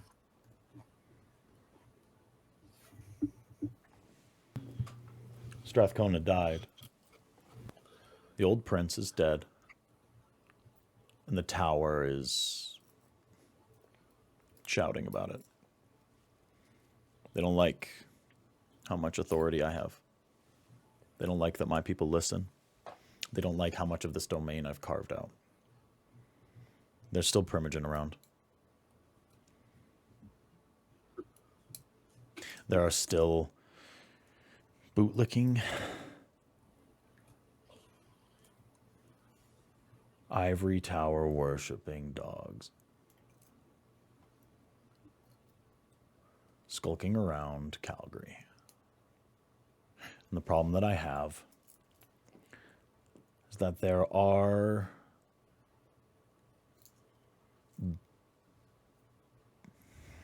problematic individuals that have made it known that our lives are going to get infinitely harder if we do not make peace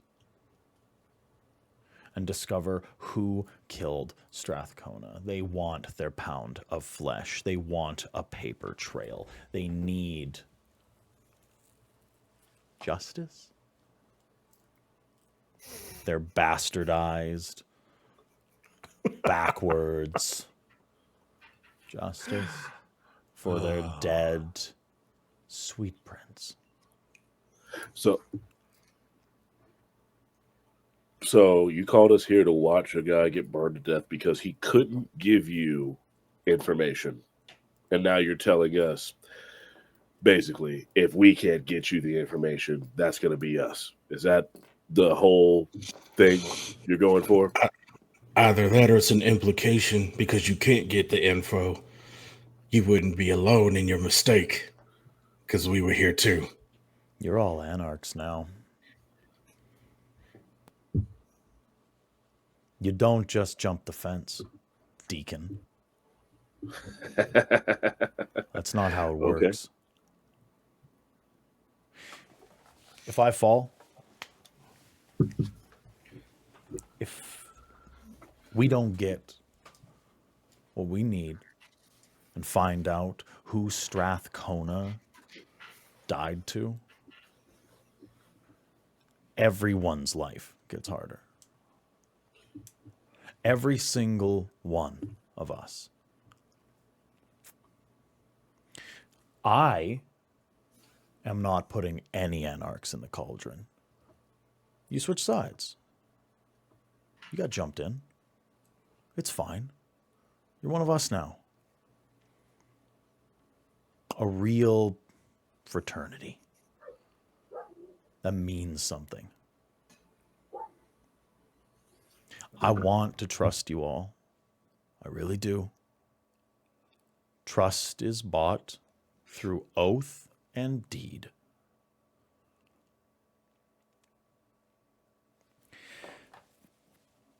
I'm asking you to do this. I'm not telling you. This is a fucking democracy. That's how this works. Okay? I'm just setting the tone and letting you know that there are consequences to negligence and allowing the Camarilla to come back in. They're looking for any excuse, any reason to send in big, jack-booted pieces of shit that are older than any of us. They want their pound of flesh, and they know at this point if they wanted to take things by force, it would be fucking messy. They're going to be biding time. They want us to waste resources. They don't want us to have any stronger ground. So I'm not sending my constable. I'm not getting my architect on this. But I need it done. And it's going to take investigation. It's going to take muscle. It's going to take clout. It's going to take seduction. It will take magic. So you want us to not only find out what happened, but find the answer you're looking for? I need irrefutable evidence of who did this. And to be so clear, I don't care if it's some trumped up bullshit as long as it's fucking airtight. I have a couple of leads that you can go off of. A few trails that I can send you on. I'm going to keep my ear to the ground. We can stay as points of contact. And for those of you that did jump that fence, please pull the strings that you can. Keep them busy. Uptown pulls out a pack of smokes, takes one out, puts it between his lips, lights it, and then he walks up to this cauldron thing, and he flicks the ashes in there. I'll ash my cigarette in your scales and call it justice, Baron. I expect your checkbook balanced when everything's said and done. Titan don't run off of boons. I'm with Uptown.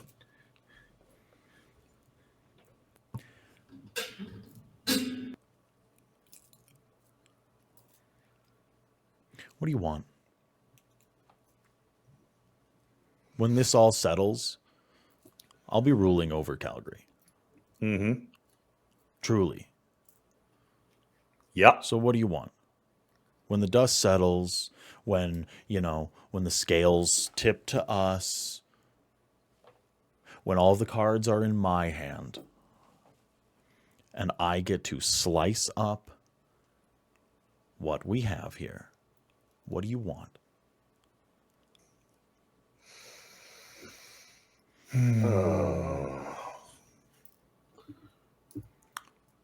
For you to remember who gave it to you. Uptown turns and walks like he's going to leave. Right. What I want will also be determined later. But I'll bring it to you in writing. What about you, Serpent? Oh, you know me. I reserve the right to pick my presents when I earn them. Nobody's a material girl anymore. I am. Oh, I certainly am. Then what do you want, December? Information freely given as needed. Artifacts, grimoire, fragments, anything arcane that comes through. I want to know about it, even if it's not mine. He smirks. I have what you want. Okay.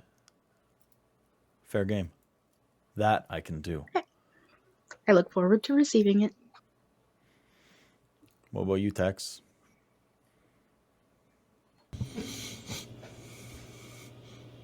Yeah, my ask is probably be in the riding with Deacon. He takes care of all of that. And I think Tex walks up to the Baron and just looks at him and he goes, hardworking man, right? Same as you. Okay. In addition to what Deacon's going to write, so one other thing.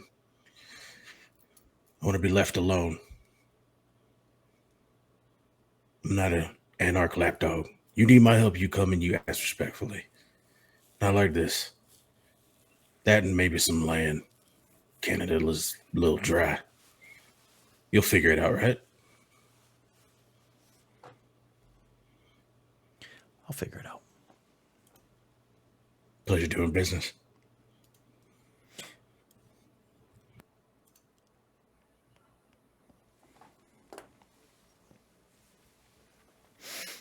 Okay. Okay. Let's get off this fucking roof. Please. There's As much as I love the atmosphere, it's not the most romantic, and it's quite bright. Yeah, you want somewhere romantic? Let's go head to the restaurant downstairs.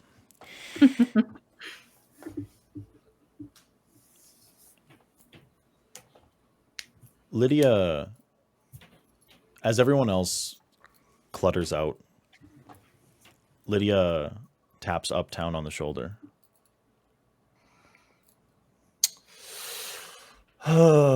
To what do I owe the pleasure, Constable?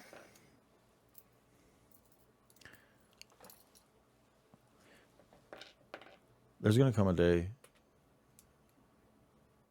that you don't have the words and you don't have the space and you run out of time. My God, you are a walking, talking chest cold. Why do you talk like that?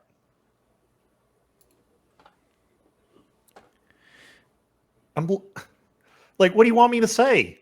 I'm looking at your face and I'm seeing a paper cut where your fucking lips should be. You bark. You chirp. All these little animal sounds. I'll tell you what, Constable. One day you're gonna pucker up and kiss my asshole, and you're not gonna hit the same spot in 6 different tries. You feel me?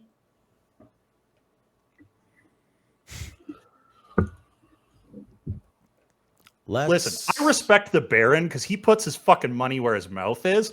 You act like a lapdog. What do you know about me? Enough.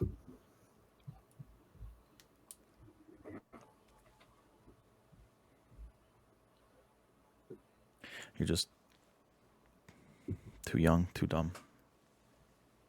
You don't know me. You don't know who I am. You don't understand. I know you walked up behind me and started making idle threats. It's not a threat. It's not a threat. Sure sounded like one. It's just advice. See, you came at me. Antagonizing. Mad at the system. Yeah. I get it. Uh-huh. I get it. When the shit hits the fan because the Baron's asking for all of this, I'm the exact energy you're going to need. Because the Camarilla's not going to take this lion down, and they're going to see through whatever bullshit we try and trump up. You and I both know it. They're too old and too slick. I'm not worried about the Camarilla. And you're mistaken. You should be. I wish I was. You don't want to listen, that's fine. You come find me when you learn. It'll be okay.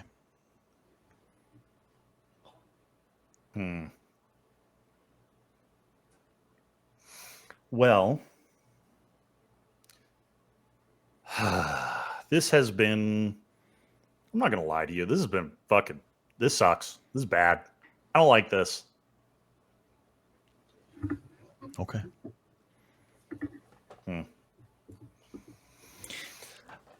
Thanks, I guess.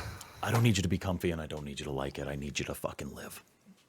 And then she's going to pat you on your suit jacket and walk past you. Good fucking God.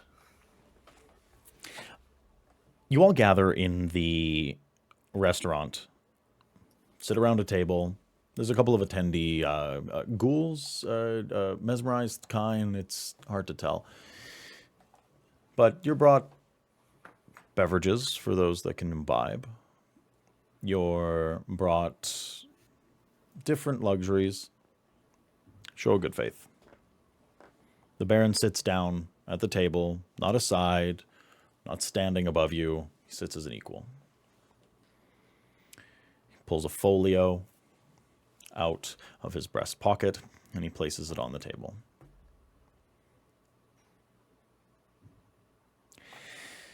Inside there, 3 locations where the whip of the Malkavian Primogen has been spotted in the night's prior. Malkavian or Ventru? Malkavian. The Venture Primogen's whip just died. Okay. You said Ventru earlier, so... Did. Just clarifying. Yep. Man named Vincent. He was also there on the night that the prince died. I suspect, to be honest, that it was an inside job. Doors were left open. People were let in. Passwords were given. And there were a few Camarilla there. They were present. I know the names of 2, and one of them's dead. I hope that this one hasn't had his fucking brain scrambled like eggs. He was seen at Cowboys. He was seen by the Bow River. And he's been making regular attendances to night sermons outside of the city at some silly little ministry chapel. So, please do what you can. Find out what you can. Pull your strings. Make your appearances. This doesn't have to be done now. The clock is ticking.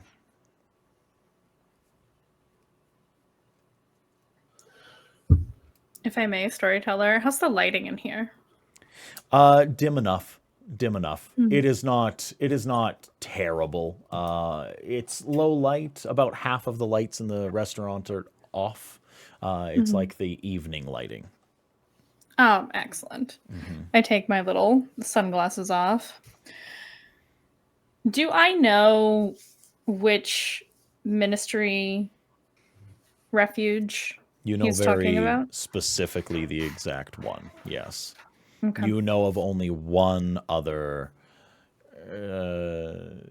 clergy that gathers within Calgary, and it is a small congregation in the guise of an Abrahamic religious building just outside of Calgary.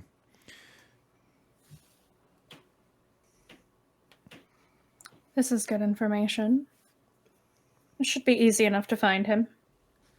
Is it a friend of You yours? said it, Is he a friend of mine?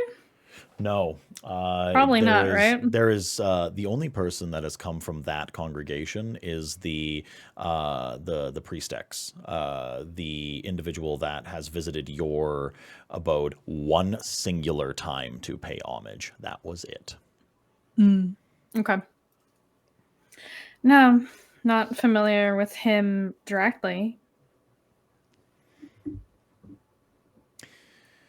All right. Do we have a timeline on these locations, these sightings?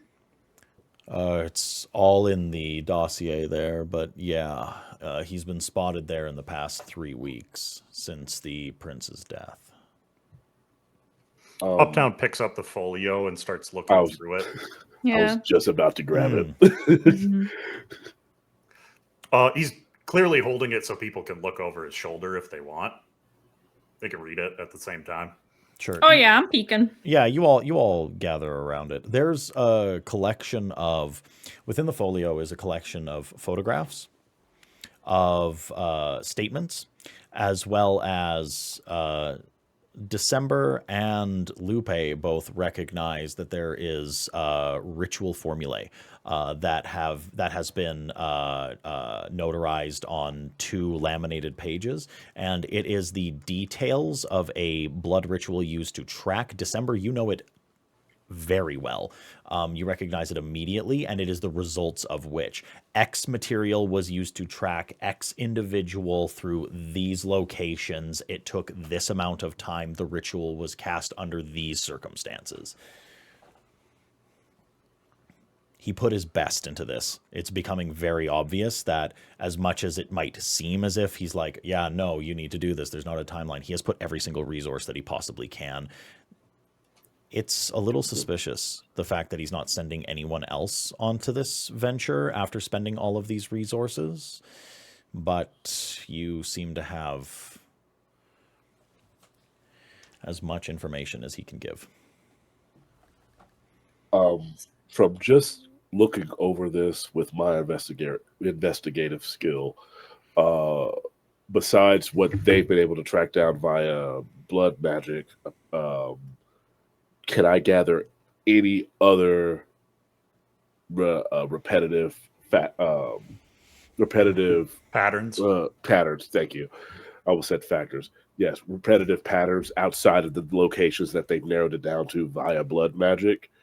It's going to take a little bit of time to pore over the pages and establish a. You'll have to take these documents and actually spend some time, very much like Red Thread, like a network, a web on corkboard, sort of into. Uptown has one of the storage lockers specifically for that energy. Yeah, Corkboard. for sure. It's for a corkboard cube focused inwards. That's what it is. This would be very much a like a downtime sort of situation. Yes. Like learn things as you can. There are certain things about the ritual that you can also learn.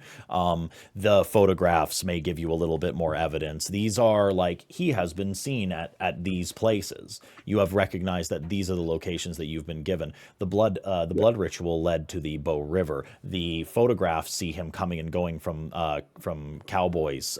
You see that there are eyewitness testimonies of him coming and going from the chapel just outside of Calgary, and it would take a little bit of investigation to sort of discern these things. It's gonna take a little bit of time. Nothing's getting solved tonight, that's for sure. Gotcha. Just off the top of my head, from those 3 locations, like they don't happen to make like a perfect triangle on a map, do they? Just considering. Give me a quick intelligence plus investigation. Okay. Uptown notices Deacon kind of looking at a pattern or whatever, and he kind of just starts moving the pictures around. It almost looks like I'm giving the assist action, but I'm actually just kind of fucking it up a little bit. All right. No. Yeah. Is this helping? That is. Like this? That's Just doing four successes. 4 successes? Yeah. 4. There's no discernible pattern that you can get from this specific instance. Okay. However, can I please get you to roll me we'll call it wits plus insight. And if you would please add 2 dice to that. Okay. God, I love playing a Malkavian. How about this? Just moving How about everything. this? How about this?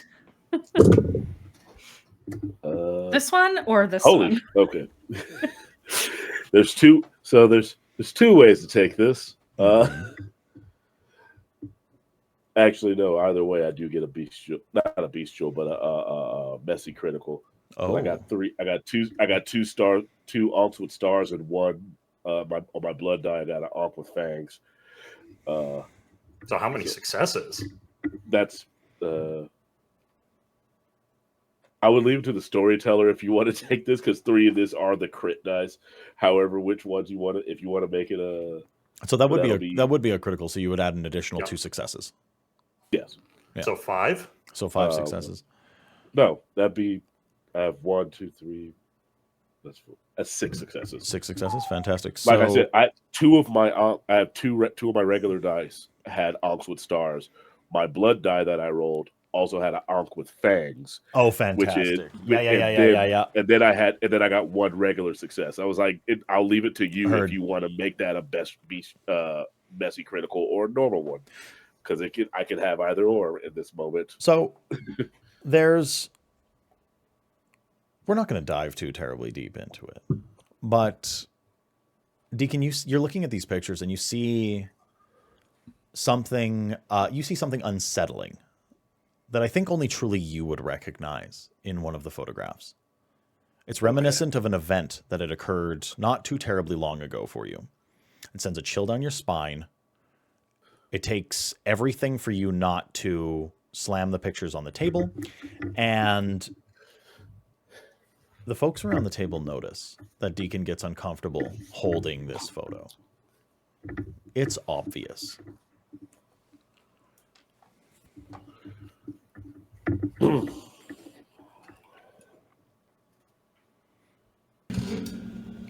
Good, sure.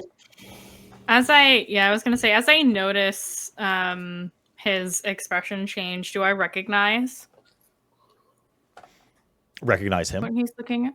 Oh. Do I recognize what he's looking at? Not at all. Do I recognize any of the names in the dossier as we've been flipping through? You definitely recognize the testimonials of some of the individuals that speak about the chapel attendants. They are also attendees of your sermons. Okay. There is a mutual connection there, and should you wish, you would very likely be able to get into contact with these people and have one-on-ones with them. Oh, perfect. Mhm. I make a little mental note for that. So LePage looks to you all. Take these as you want. Do what you will with them. I think our business is pretty well concluded here, wouldn't you? Thought you'd never ask, frankly.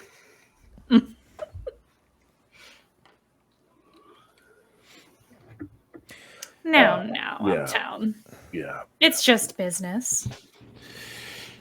Well, Everyone knows. time to that- go. Yeah, me coming to these is like, this is a sandpaper dildo to me. Like, I fucking hate this. All right. Oh, no, I can't say that to you. Fuck. All right. Tex, when we get outside, I gotta wag your ear about something. Hey, does anyone have a problem with me taking this back to my collection?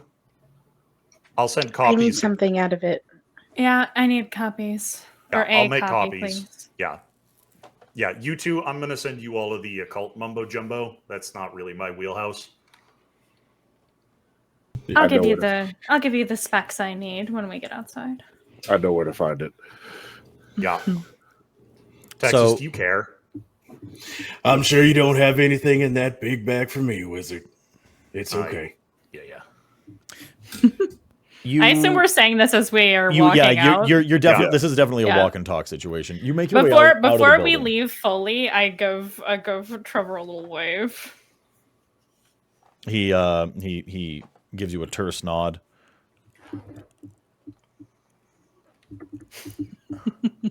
That's it. Yep. Nothing else. I don't say nothing. Bye, Trevor. See you next time. Goodbye, Tex.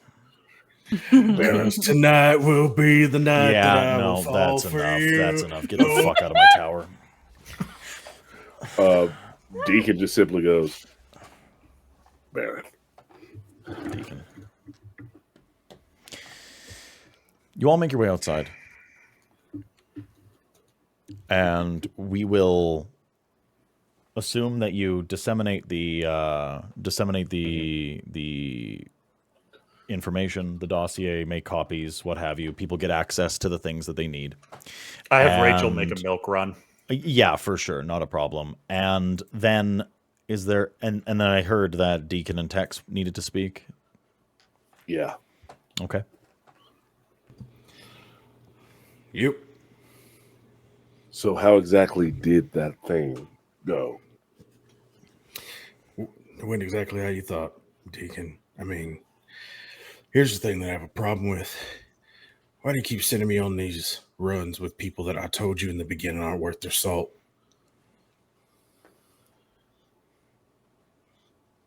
Because sometimes people surprise you.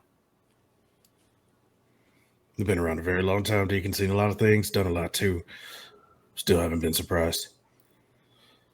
Well, when I get up there in age like you, maybe I'll learn the lesson. But for now, I still see the benefit in at least allowing someone to fail instead of expecting it.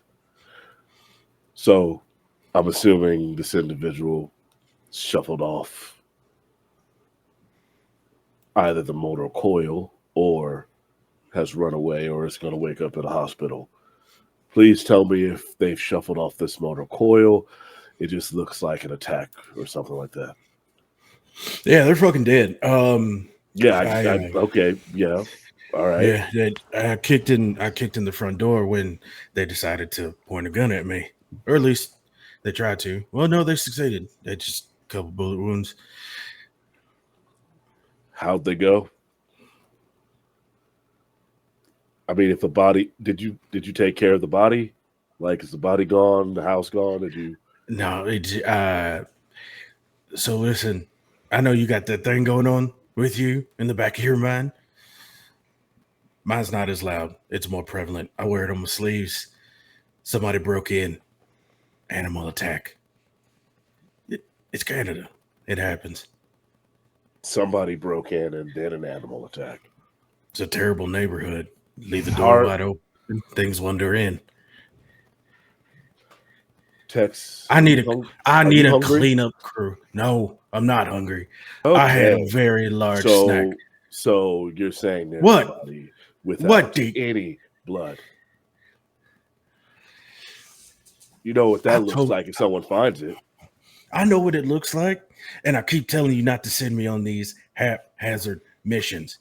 I should have been under my bike this entire night, but yet and still, I'm running lapdog for an empty fucking box because you had a feeling. Yeah. Just like I had a feeling about you that you'd have self-control. I need you to be the one in self-control because when I lose my self-control, everything fucking burns. You lose self-control, someone gets hit in the face. I do it, I try to burn the fucking world to the ground. And that's fine. That's why you run the accounts. It is fine. What's the problem with that? I just listen. I'm trying not to be Lex Luthor. Can you just keep me from going full Luthor sometimes? Yeah, but here we are running around like the X-Men. Is that the same universe? I don't know. No, it's not. And you know it's not. You're right. I know it's not. I was just trying to get to you. Listen, if you want to put somebody in the club, let me pick them. Okay? None of these Gen Zers running around with their apps and shit. All right. Vetting process goes through you. Fine. Perfect. That's fine. Cleanup crew. Very much so. Yeah. Now get on it. Also, there's a price tag of shut up. Damn. And I think in this moment, like this kind of conversation, it doesn't, or I would expect that it doesn't rattle Deacon because like I think in his head he probably is like, that's just Tex. Like that's him. Yeah. Yes. Yeah. No, shut up. There's a price tag of $10,000 for this one too. Okay. Or you can give me that fancy army truck you got. It'd be real nice. Remind me of the old days. That is such a big difference in price tags. Yeah, it's about what? $190,000 difference. You pick one. You know I could just get you your own, right? That wouldn't be fun, and you wouldn't pick the right color. They're all gray. They're all gray and black. You make enough money to where you can get it coated. I want that nice, like, well, no, it remind me too much of my old days. Here's the real thing, right? Yeah. This little errand for the Baron. I have no idea why I'm here, but I have an inkling. Because somebody has to hit stuff. And while you sit there and you Tai Chi your way into bliss in this eternal life, I'm going to go knock some heads. Now, if you excuse me, I have a not, but maybe kind of date. Do you want your money?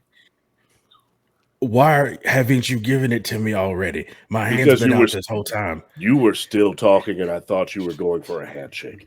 You know I love to ramble when cash is in my hand. Give me my goddamn money, Deacon. Deacon makes a show of bringing, like he goes to his truck and gets out like a felt envelope. It is filled with cash. It's probably like $60,000 in there. Well, and he makes there she is. This is America. You know what? Here's an extra 10.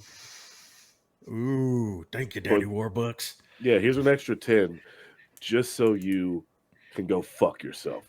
Here, take it. Hey, your mama. Okay, anyway. Enjoy your date. She's not going to like you. She never does, but I still like looking at her. Oh, God, it's creepy. You're now I know why you don't like the Gen Zers, because you should be canceled. Every man has a place. And he just like walks away. Okay. I'll assume you guys part ways there for a moment. Fantastic. Does anybody else have any conversations that they wish to have? You two go ahead if you got something. I think he Lupe? will try to catch up with. No, go ahead. Lupe, no? Who's catching up with who? No, Yeah. I was waiting. I was gonna see if December was still lingering somewhere. I want to not catch up her right now. I will message her. We need to. Can we have another one of our magic chats? She'll get the message en route back to the shop. Come by if you're free, or when you're free. Get a thumbs up. That's all Deacon had for as far as talking to other people. Okay. Awesome. Yeah, we can set that up. I got two things real quick. Mhm. I get a message to the constable, the one that I was lipping off. Yeah. All it says, hold on. I had it written down. That's it. All the message says, if you want to buy without looking at the price, you got to work without looking at the clock. And then the second thing, Uptown goes back to the dingy little storage locker place that he co-owns with Deacon. And he walks in, and there's two storage spaces that he kind of keeps for his own personal use. One is the aforementioned corkboard cube. Mm-hmm. And I've decided it's corkboard carpet as well, just in case.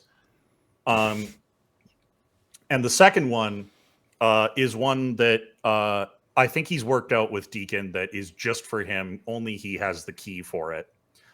And he opens the unit, and he walks inside, and there is a cot, a small little camp sink, and a table with a record player on it and a filing cabinet and one small little corkboard on the wall. And he goes to the cabinet, pulls the drawer out, and there is a pristine collection of original records. And he pulls out a classic, the one I'm listening to right now. I was going to do it, whichever one it was. It's an original Johnny Cash. And he puts the record on the player, and he drops the needle, and he takes a ball that he kind of keeps on the table and just starts bouncing it against the wall and catching it, laying on the cot, running through ideas in his mind. Who is this person? Where's the pattern? What do we know? And he moves out of being a man that acts like a clown and into one that might not necessarily make sense, but one who goes where he's needed. And that's the rest of Uptown's night until sunrise. And he goes to sleep for the day. Okay. Lupe, December, either of you have any business for the end of the evening?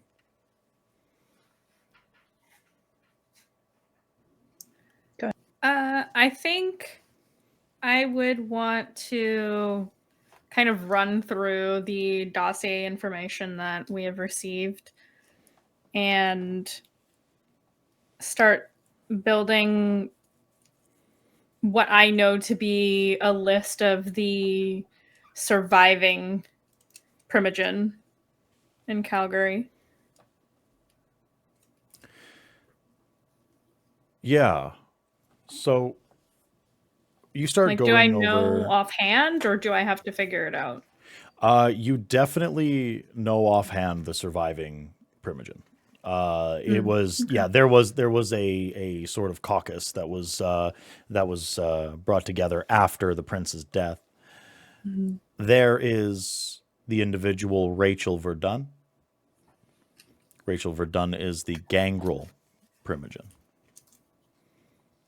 A very insular woman.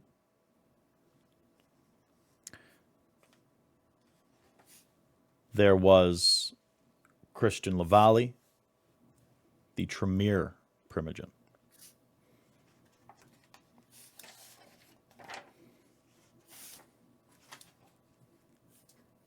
There was Raton Brie. That was the La Sombra primogen. A rare thing within Camarilla domains. Then there was Damon Trent, the Nosferatu primogen. Those are the ones that are still alive. Do I have good rapport with any of the four of them?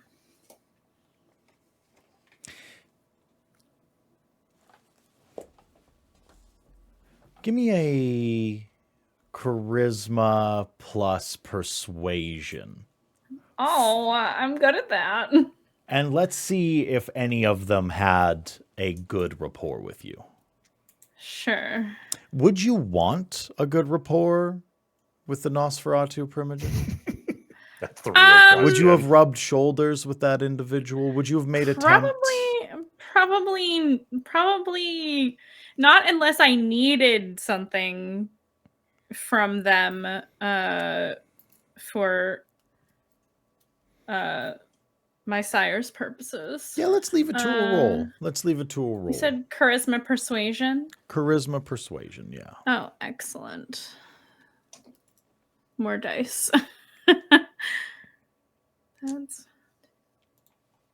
That's correct. Okay. Oh, that's a lot of successes. I got 4. One of them is on the hunger die. I don't know if that... It's only if it's a 10 on the hunger die that it matters. I think it is. That's the one with the dots, right? Do you have a pair of critical dice? Do you have more than one? That's the only one. Then you're Oh, okay. then you're good. Yeah, then you're good. You are good. Okay, so 4 successes. 4 successes. Your tenure within the Camarilla, while you served with your business partner, was rather productive socially. Raton Brie was a compatriot of yours, hired you out more than once, and you have their personal number. Okay. Christian Lavallee was the one individual that kept you at an arm's length. Seemed to have some sort of slant against the ministry. Didn't want to get close, was never cold, but regardless of how useful you tried to make yourself, how many particular overtures your business partner put you through for them, never really gained any ground. But Rachel Verdun and you did quite a bit of work together. She was entirely outside of the social scenes of Calgary, and this led to her requiring certain things. You were friends, friendly, you understood one another, exchanged favors, and the extent of that social paradigm we will leave to the imagination, but Rachel definitely owes you one. Good. You would find her any particular night in several different places, but you're very sure that with a series of texts, phone calls, or even just beating street, that you would find Rachel and they would make themselves available to you. Okay. And then it's a no on Damon, I assume. And then, yes, I presume that Damon and you never did quite really get along. No, I was going to say, unless I needed to get along with him, I probably did not. It was never particularly go out of my way. No, the only Nosferatu that you knew of within the court was an individual known as Lester the Digester. Ah, good Lester. And he was known for disposal. So I still have his number, right? you definitely have. Yes, you do have the number of Lester the Digester. Good. Excellent. I am going to send a text to Rachel Okay. asking to chat at a place of my choosing. You get a text back. It's very boomer texting. It says it's like K thumbs up emoji, smiley I face love this. emoji.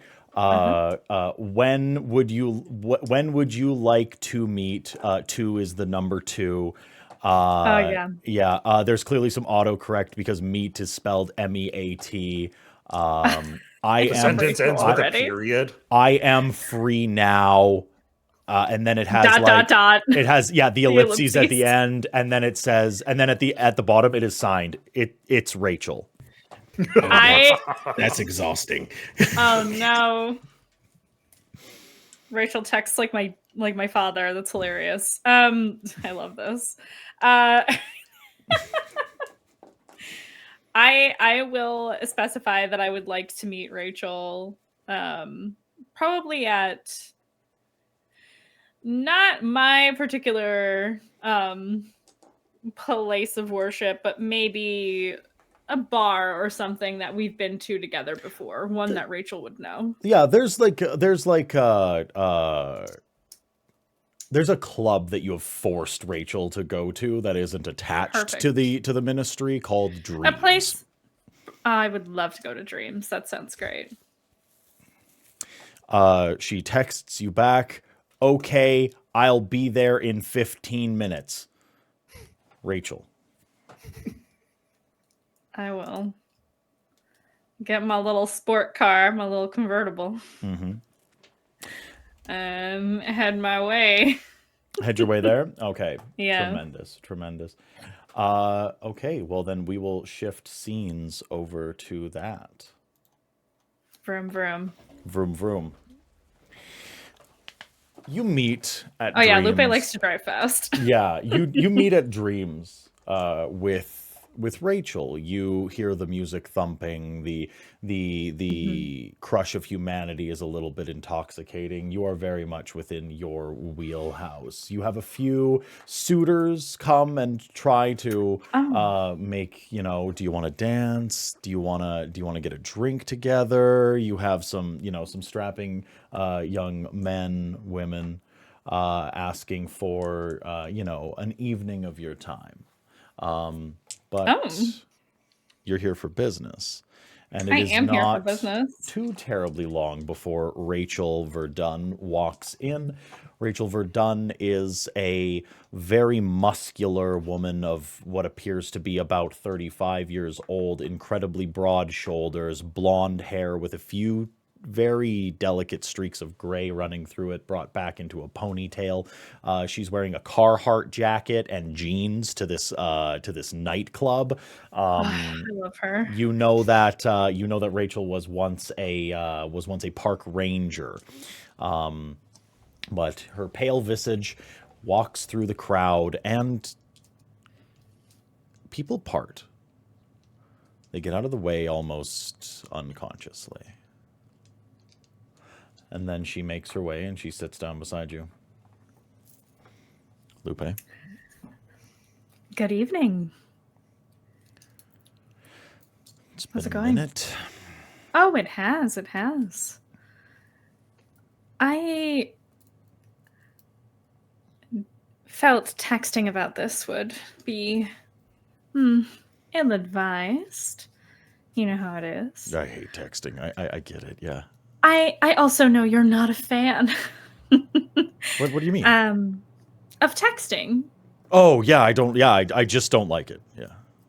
Yeah. Me and technology. And I'm glad to see that you're doing well. You look well. What's the word? What's the word on the street? Oh, is this a social call? A little bit. Social and not. Oh, okay. Well, the prince is dead. What do you want me to say? I mean, like, what? Well, what I think everybody knows that, dear. well, that's kind of the word, isn't it? I mean, I don't know. I'm not. Well, you see, word on the street is everyone is just scrambling all over the place, trying to fill the gaps. Yeah, I've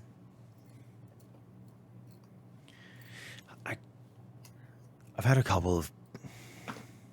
Yeah, there's been some people at my door. Yes, they asking me if I'm making moves and I'm doing this and that, whatever. See your brow furrows.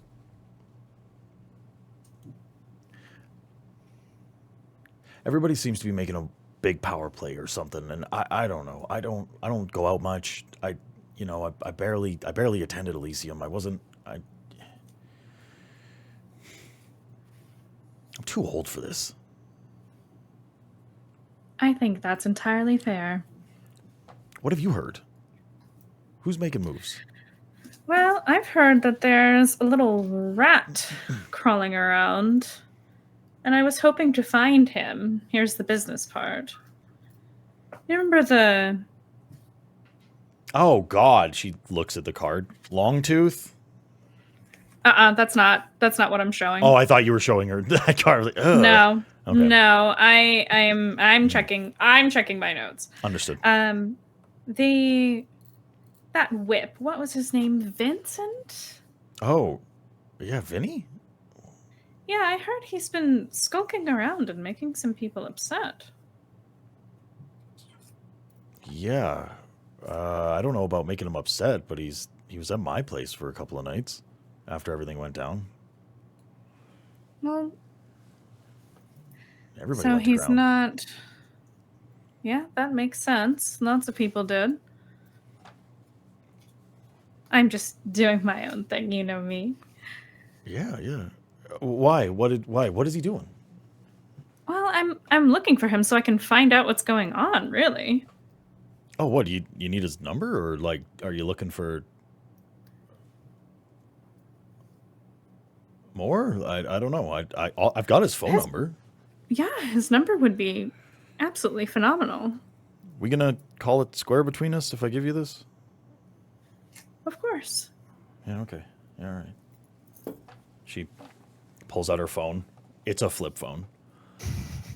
She's like, "Okay, I'll just text it to you. Okay." Okay, that's fine. She doesn't like send you a contact or anything. You just get a text with the phone number.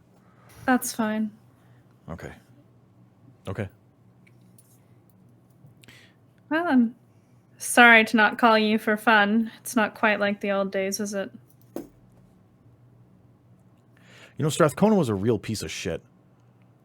Oh, I'm aware. But I didn't want him dead. A lot of people didn't want him dead. But a lot of people did. It seems. Yeah, I guess. What I'm surprised about is the fact that it was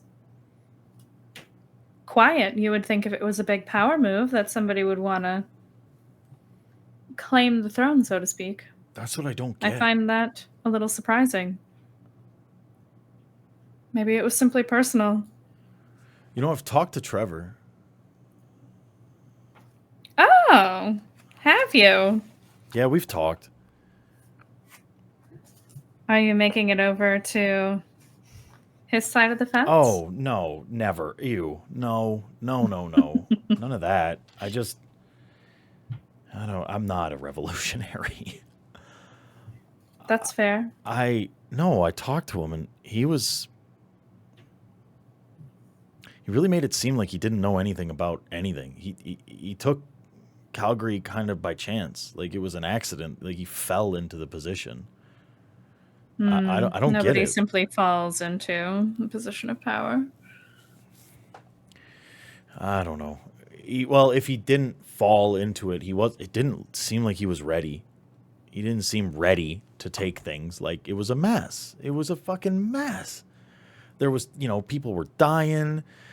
People were pointing fingers. I heard he got his hands on a couple of the Primogens people.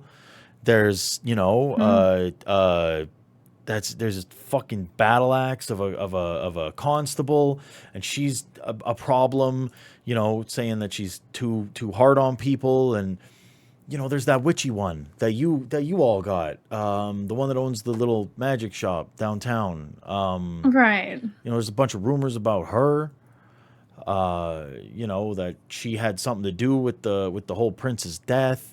And that, people are pointing fingers at the Tremere, but it was ours that were saying it. I don't know, Lupe. I don't know.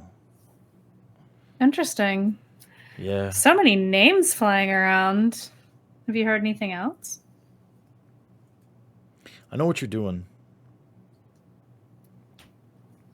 I'm not an idiot. I'm not treating you like one. I think that was a pretty pointed question. I don't want anybody else to die.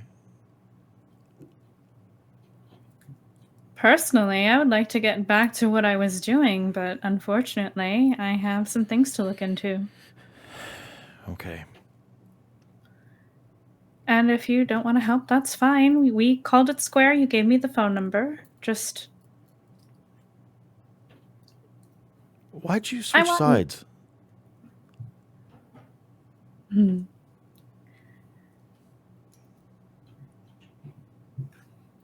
Rachel, I'm going to level with you.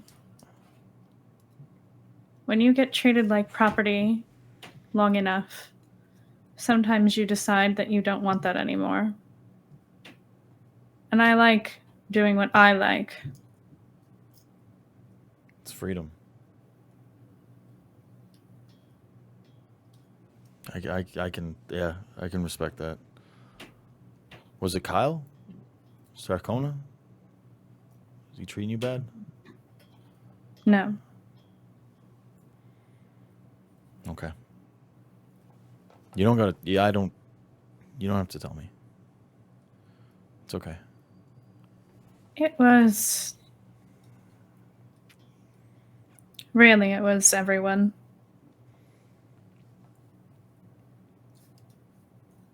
I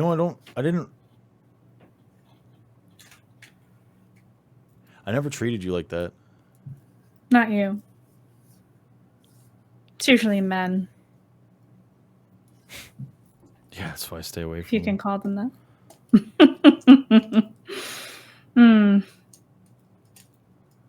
I get it.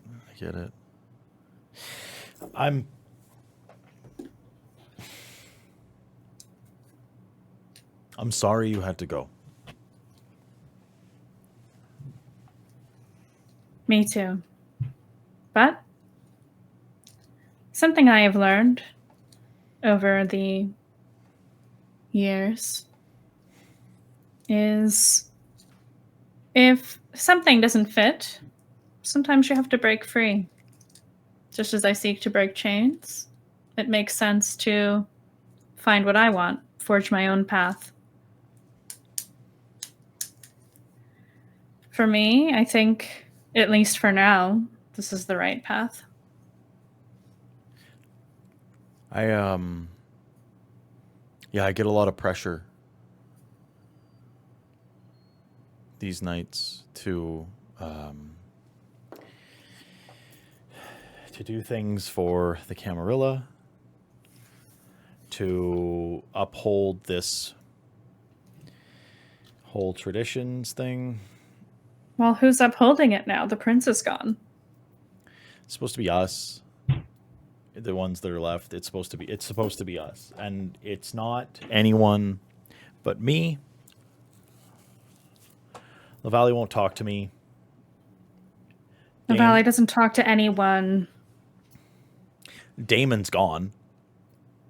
Gone? He won't talk to me. I can't find him. Well, if a Nosferatu doesn't want to be found, he won't be. Yeah, no, that's it. Yeah, And I don't know. I'm kind of holding the levies back. We got. Y'all are in danger, right? Like heavy. Said I need. I'm aware. They tell you an Archon's in town? No. Okay. It's good to know. I really shouldn't have told you that. Try to keep it a secret. I will. Of all the people in the tower, I would say you treated me the best. And I think I owe you that kindness at least.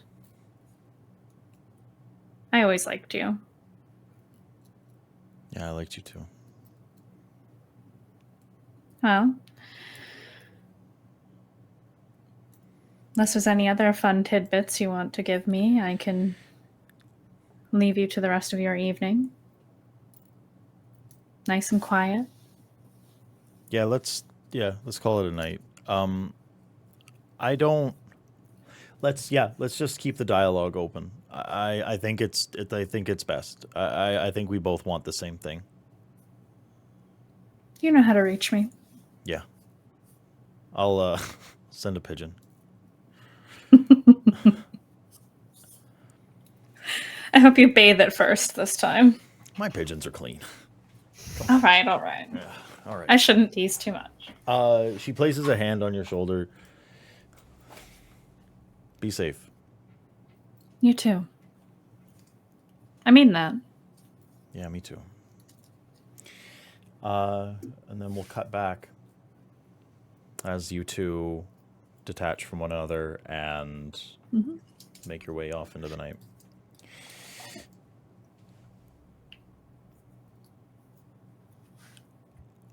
December. Yes. You make your way back to your shop. You're a little caught off guard. There's an individual, and they're leaning up against your door, the front door, blocking the way in. Do they look familiar to me? This is Christian Navali,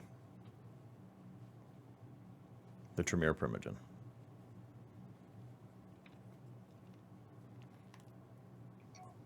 So she's cautious as she arrives, nods. And what can I do for you?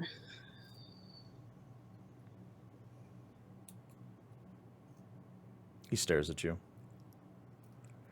He's about 5'10", charcoal gray suit, cane, hair in a coif, clean shaven, a little tattoo on the neck of a triangle.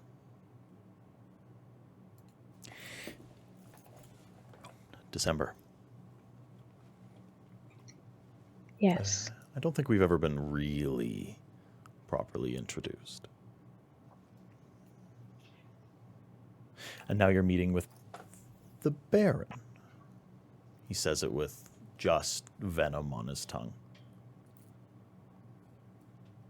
Yes, I do business with many sorts. Right. Of course. Can I come inside? If you must. I must.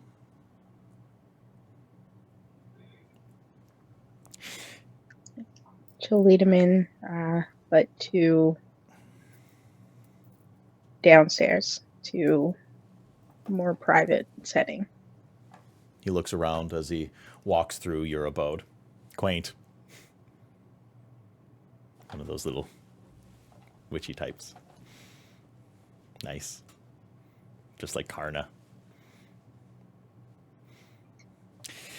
We're quite different, actually, but thank you for the compliment. It wasn't a compliment. And you're far more alike than you think. Now, please, I would love a seat and a drink. You can have one of those things. Right. She'll gesture to a seat in the business office downstairs. He takes a seat. Is there a table in front of him? Yes.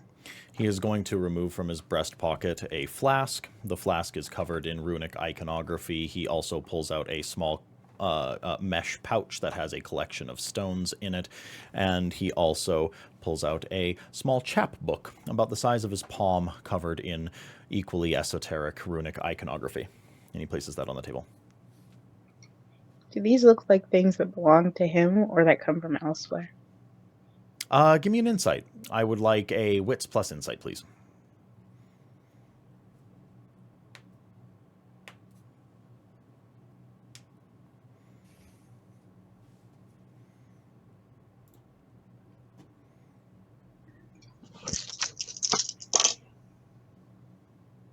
Two successes. 2 successes.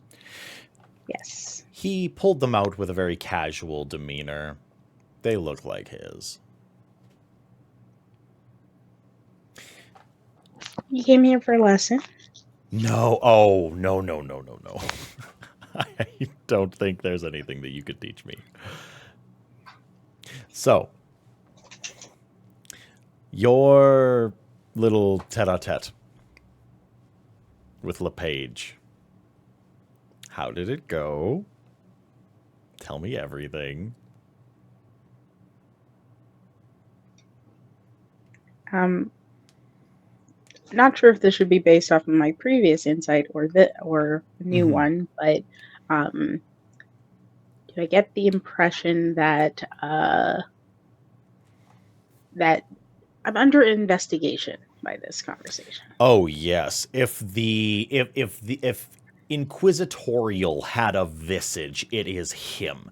Every single thing that he has done since he entered the building, the way that he walked, the way that he pulled out all of his accoutrements, the way that he holds himself, screams self-importance and insistence on why he is here.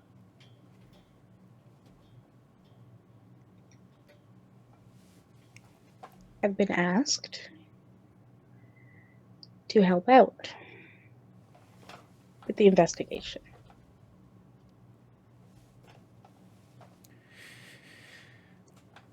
This would just go a lot easier if you just told me what I wanted to know. It would be easier if you would ask. Or do you want me to read your mind instead? I can do it. Don't bandy threats at me. December.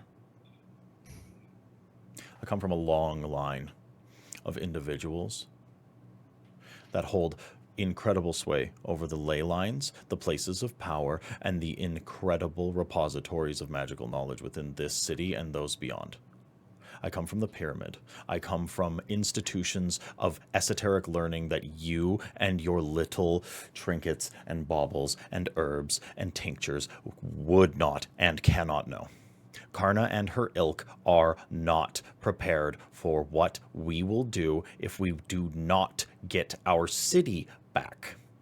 There are certain things that I need to know about what Baron LePage is doing in this city. I came in here cordially, and I was very much hoping that you would be compliant. If that is not going to be the case, I can take my leave, and then I will find out what I need to know.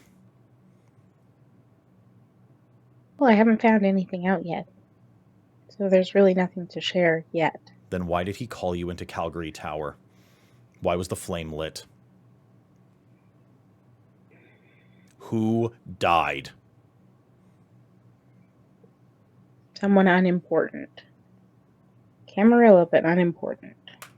The right of destruction is held only by the holder of the domain. I do not respect his claim over the domain of Calgary if he is just destroying the blood. then he has no right. Every ounce will be accounted for.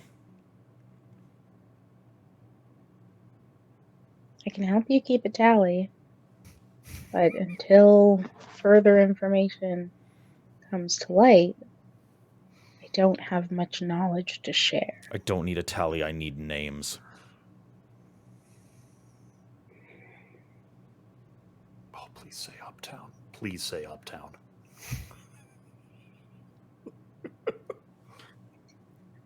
You want to know who died? Yes. She gives the name, which Charmy does not remember. Oh, okay. You give the name of the of the Venture Whip. Yes. Interesting.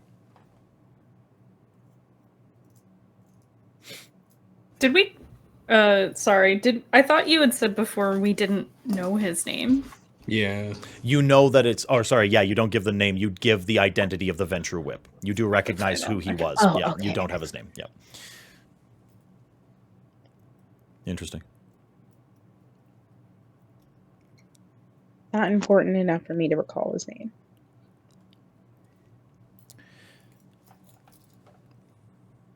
Was that the entire conduct of the meeting? Was to witness an execution? It was a portion of it. What did he ask you? The other portion was to find out what happened to the prince.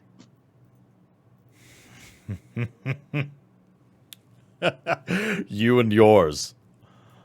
You're the coterie. That is going to be the little task force that's going to go and find out the killer of Kyle Strathcona, former Cardinal of the Sabbat, former Prince of Calgary, who traces his bloodline right back to the Sun King. That is who a Carnite, a thug, a would-be businessman, a whore, and a madman. That's who is going to be investigating the death of Kyle Strathcona. Okay. We're here, he's not. So we can look better.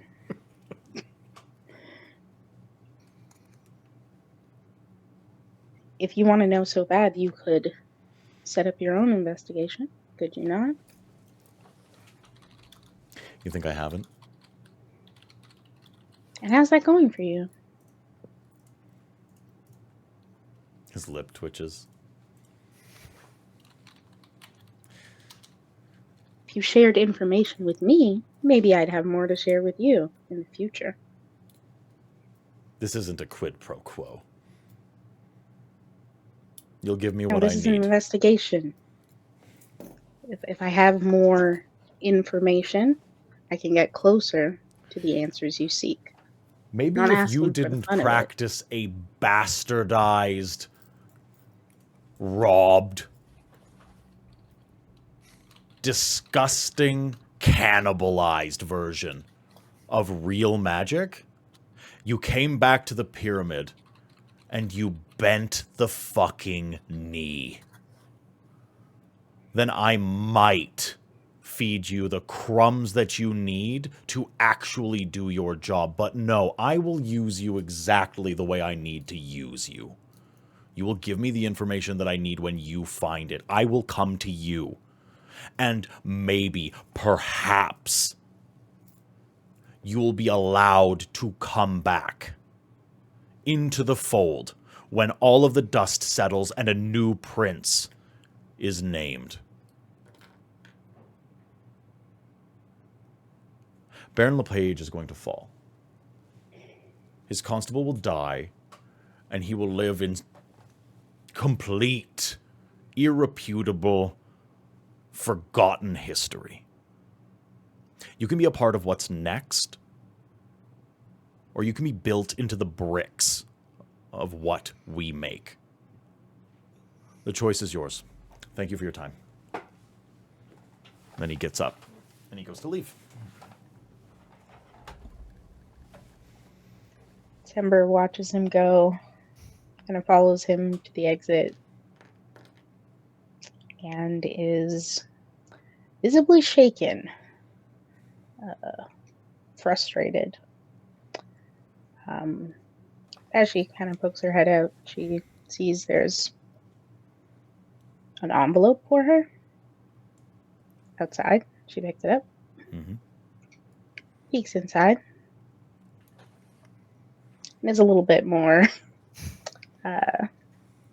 jovial after that. Is heading upstairs for the night and steps into one of the rooms set aside for a member of her coven and wakes up Sandra, who is kind asleep. Wakes her and says, I need you to go shopping in the morning. What's that? What do you? In the morning, when you're up properly, For I need you to go shopping. What do you need? I got a list. We're making mac and cheese for dinner tomorrow. Oh. For a lot. Think like for 20. 20 people with a mac and cheese? Mhm. Okay, all right. Yeah, okay. You want me to get the good cheese? Mhm. Yeah, The best. Yeah, okay. Yeah. Don't forget the breadcrumbs. Oh, never. I'll write it all down. Yeah, just write it down. You coming to bed? Yes. In a moment. Okay, I'll go back to sleep. Sleep well.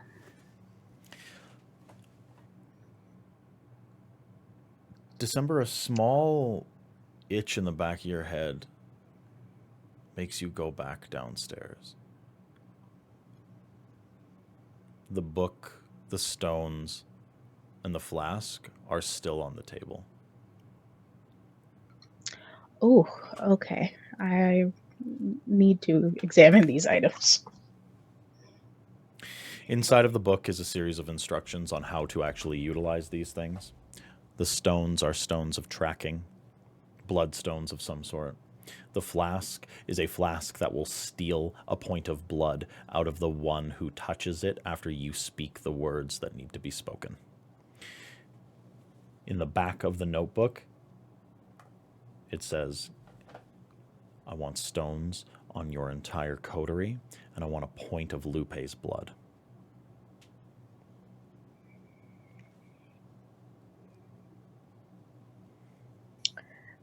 She's visibly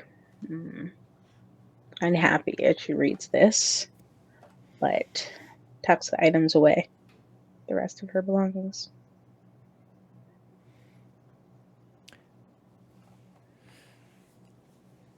Okay. Well, everyone, I think right there is where we are going to call it for the evening.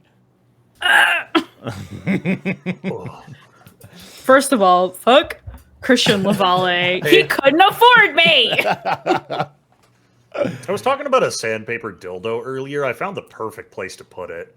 Yeah. Let's go. Yeah. Please do go on. Yeah, no, please, explain yourself. Tell us more. Yeah. No. It's I need to Exactly make where. it into a double-ended one. Just I love that. Yeah. I just love that at least three of us have a primogen that we either had to or need to talk to right now. Is mine dead? I'm not sure. I wasn't paying attention. The Malkavian Primogen? Yeah.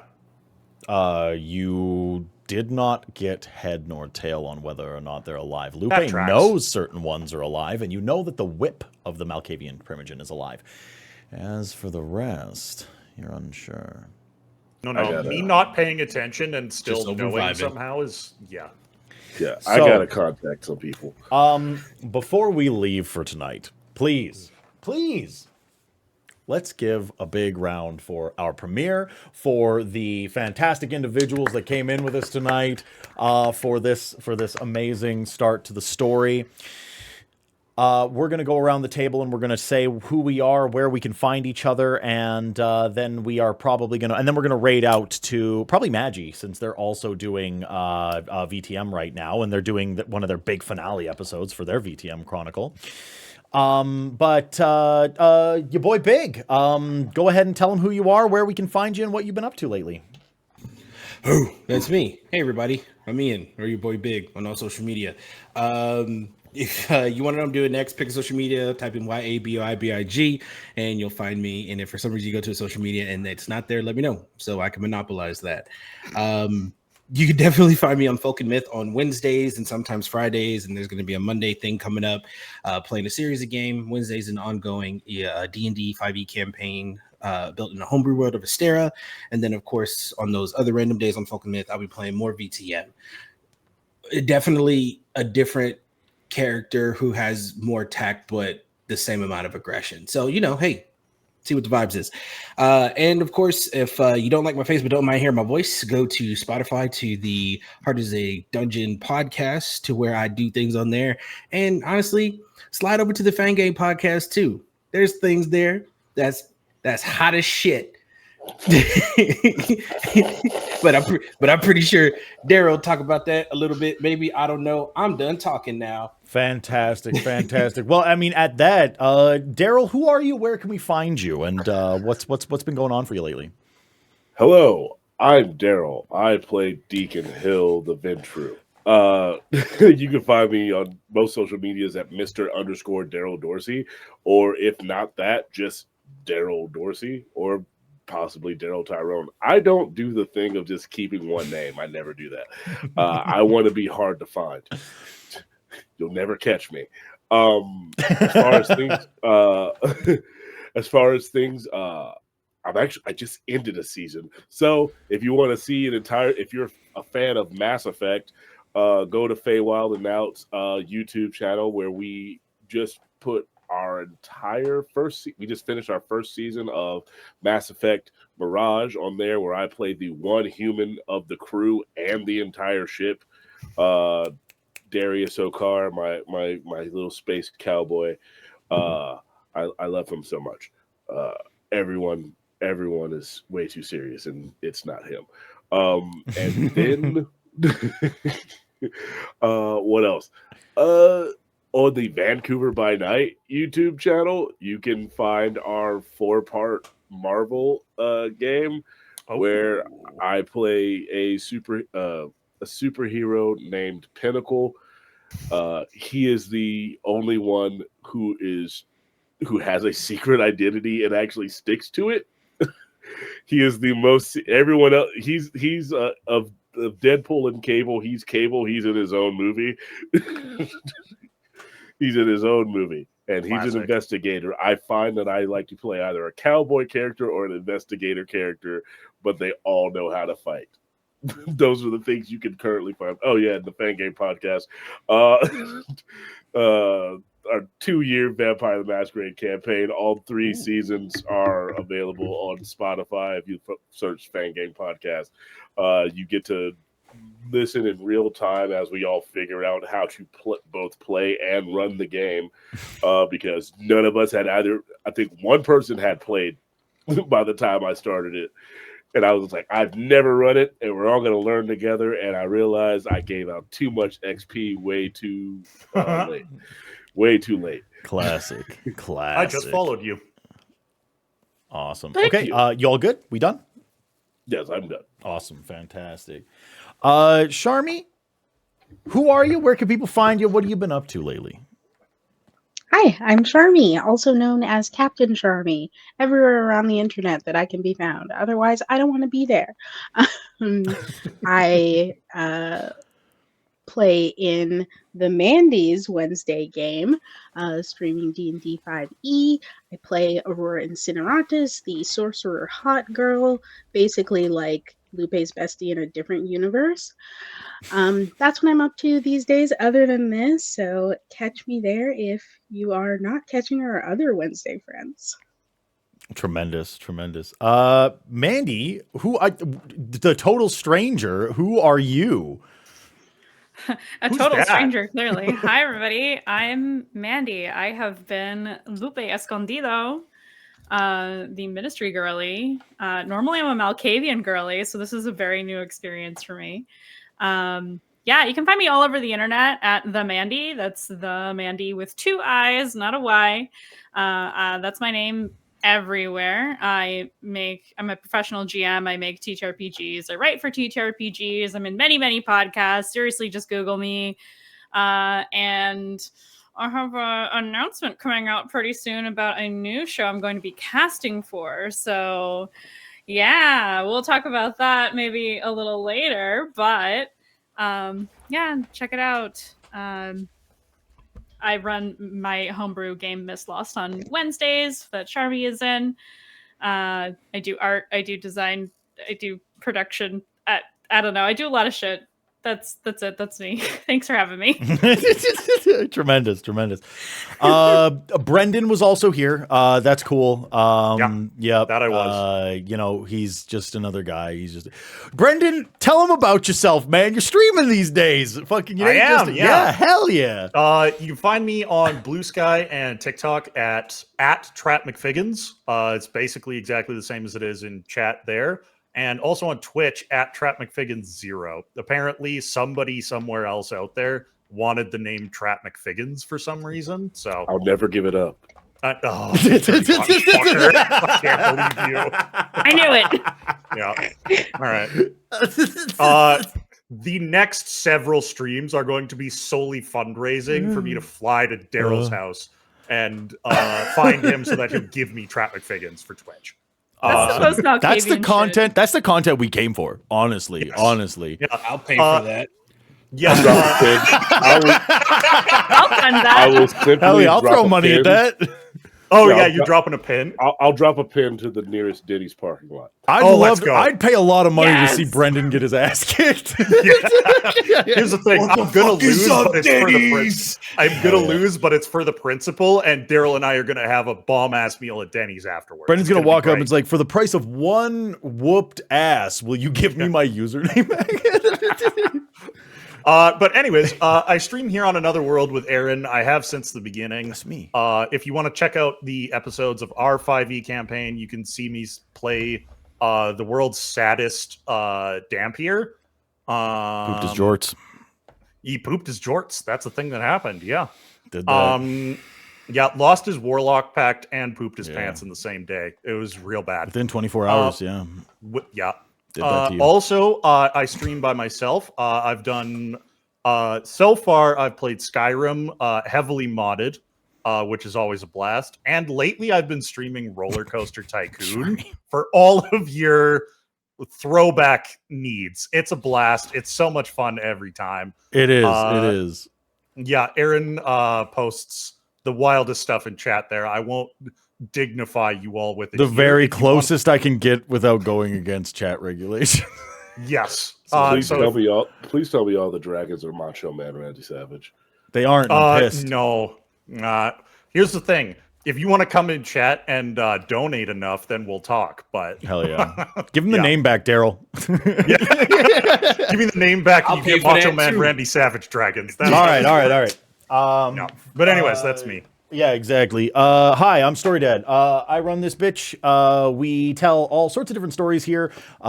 We do as many TTRPGs as we possibly can. I am currently on the upswing of World of Darkness content. We will have a Werewolf Chronicle incoming as soon as I make all the assets and we get the scheduling done. So that's going to be coming out super as soon as we possibly can. After that point, I'm hoping to run a Blades in the Dark campaign because fucking announcement.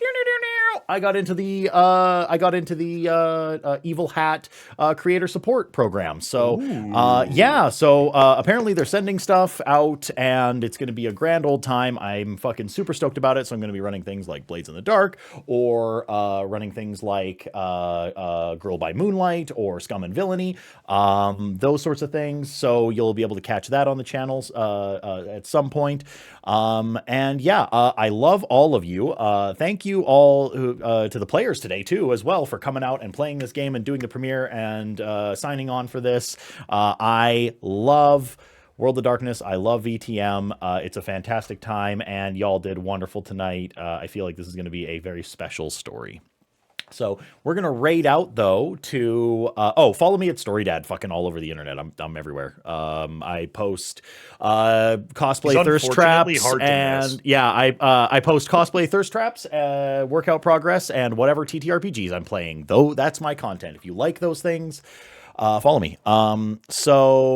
Yeah. Anyway, we're going to raid out to Magi RPG because they are at the they're at the penultimate episode for their gigantic, illustrious, award-winning VTM Chronicle Ancestral Blood. They've had people like Jason Carl, B. Dave Walters, the Mandy's been on the channel, like the best people that tell World of Darkness stories on the entire planet. The first two are okay, but Mandy was on the channel, so you should go watch for them. Don't fucking tell Jason I said. Actually, you know what? Tell Jason. I don't want to get text messages about that Yeah, later. wouldn't that be fucking wild? Jason, if you're Jason, we know you're a big fan. If you're watching, if you're watching, JK. But like, no, fucking sincerely amazing storytellers over on Magi RPG. Tracy is a wonderful VTM storyteller. Her cast of Momo B, Usul Bard, and Stormbeard are fucking amazing. The other individuals that are on the channel, it's just the people I see on the screen right now. But follow them everywhere as well. They've treated me like gold since I joined the community. They're lovely people and they tell great stories. So show them the Another World love, because if we mesh our communities together, we lift everybody up and it becomes a rising tide. And we should share our audiences as much as we can. We all love TTRPGs. We all love good storytelling, and and we're all fucking gay as shit. So, that's a good vibe too. So, anyway, I'm going to hit the raid button, and y'all can follow them and listen to their stories as well, and be gay. Yeah. And be gay. And be gay. Yeah. Go. Especially y'all get over there right now and be as gay as you can. Be gay, do crime. That's the raid message. Do be crime. Gay, do crime. Be That's crime, do gays. Yes. Hell yeah. All right. Anyway, this was a fantastic time. We love you all. We'll see you around same time next week. Mwah. Goodbye. Bye-bye. Bye.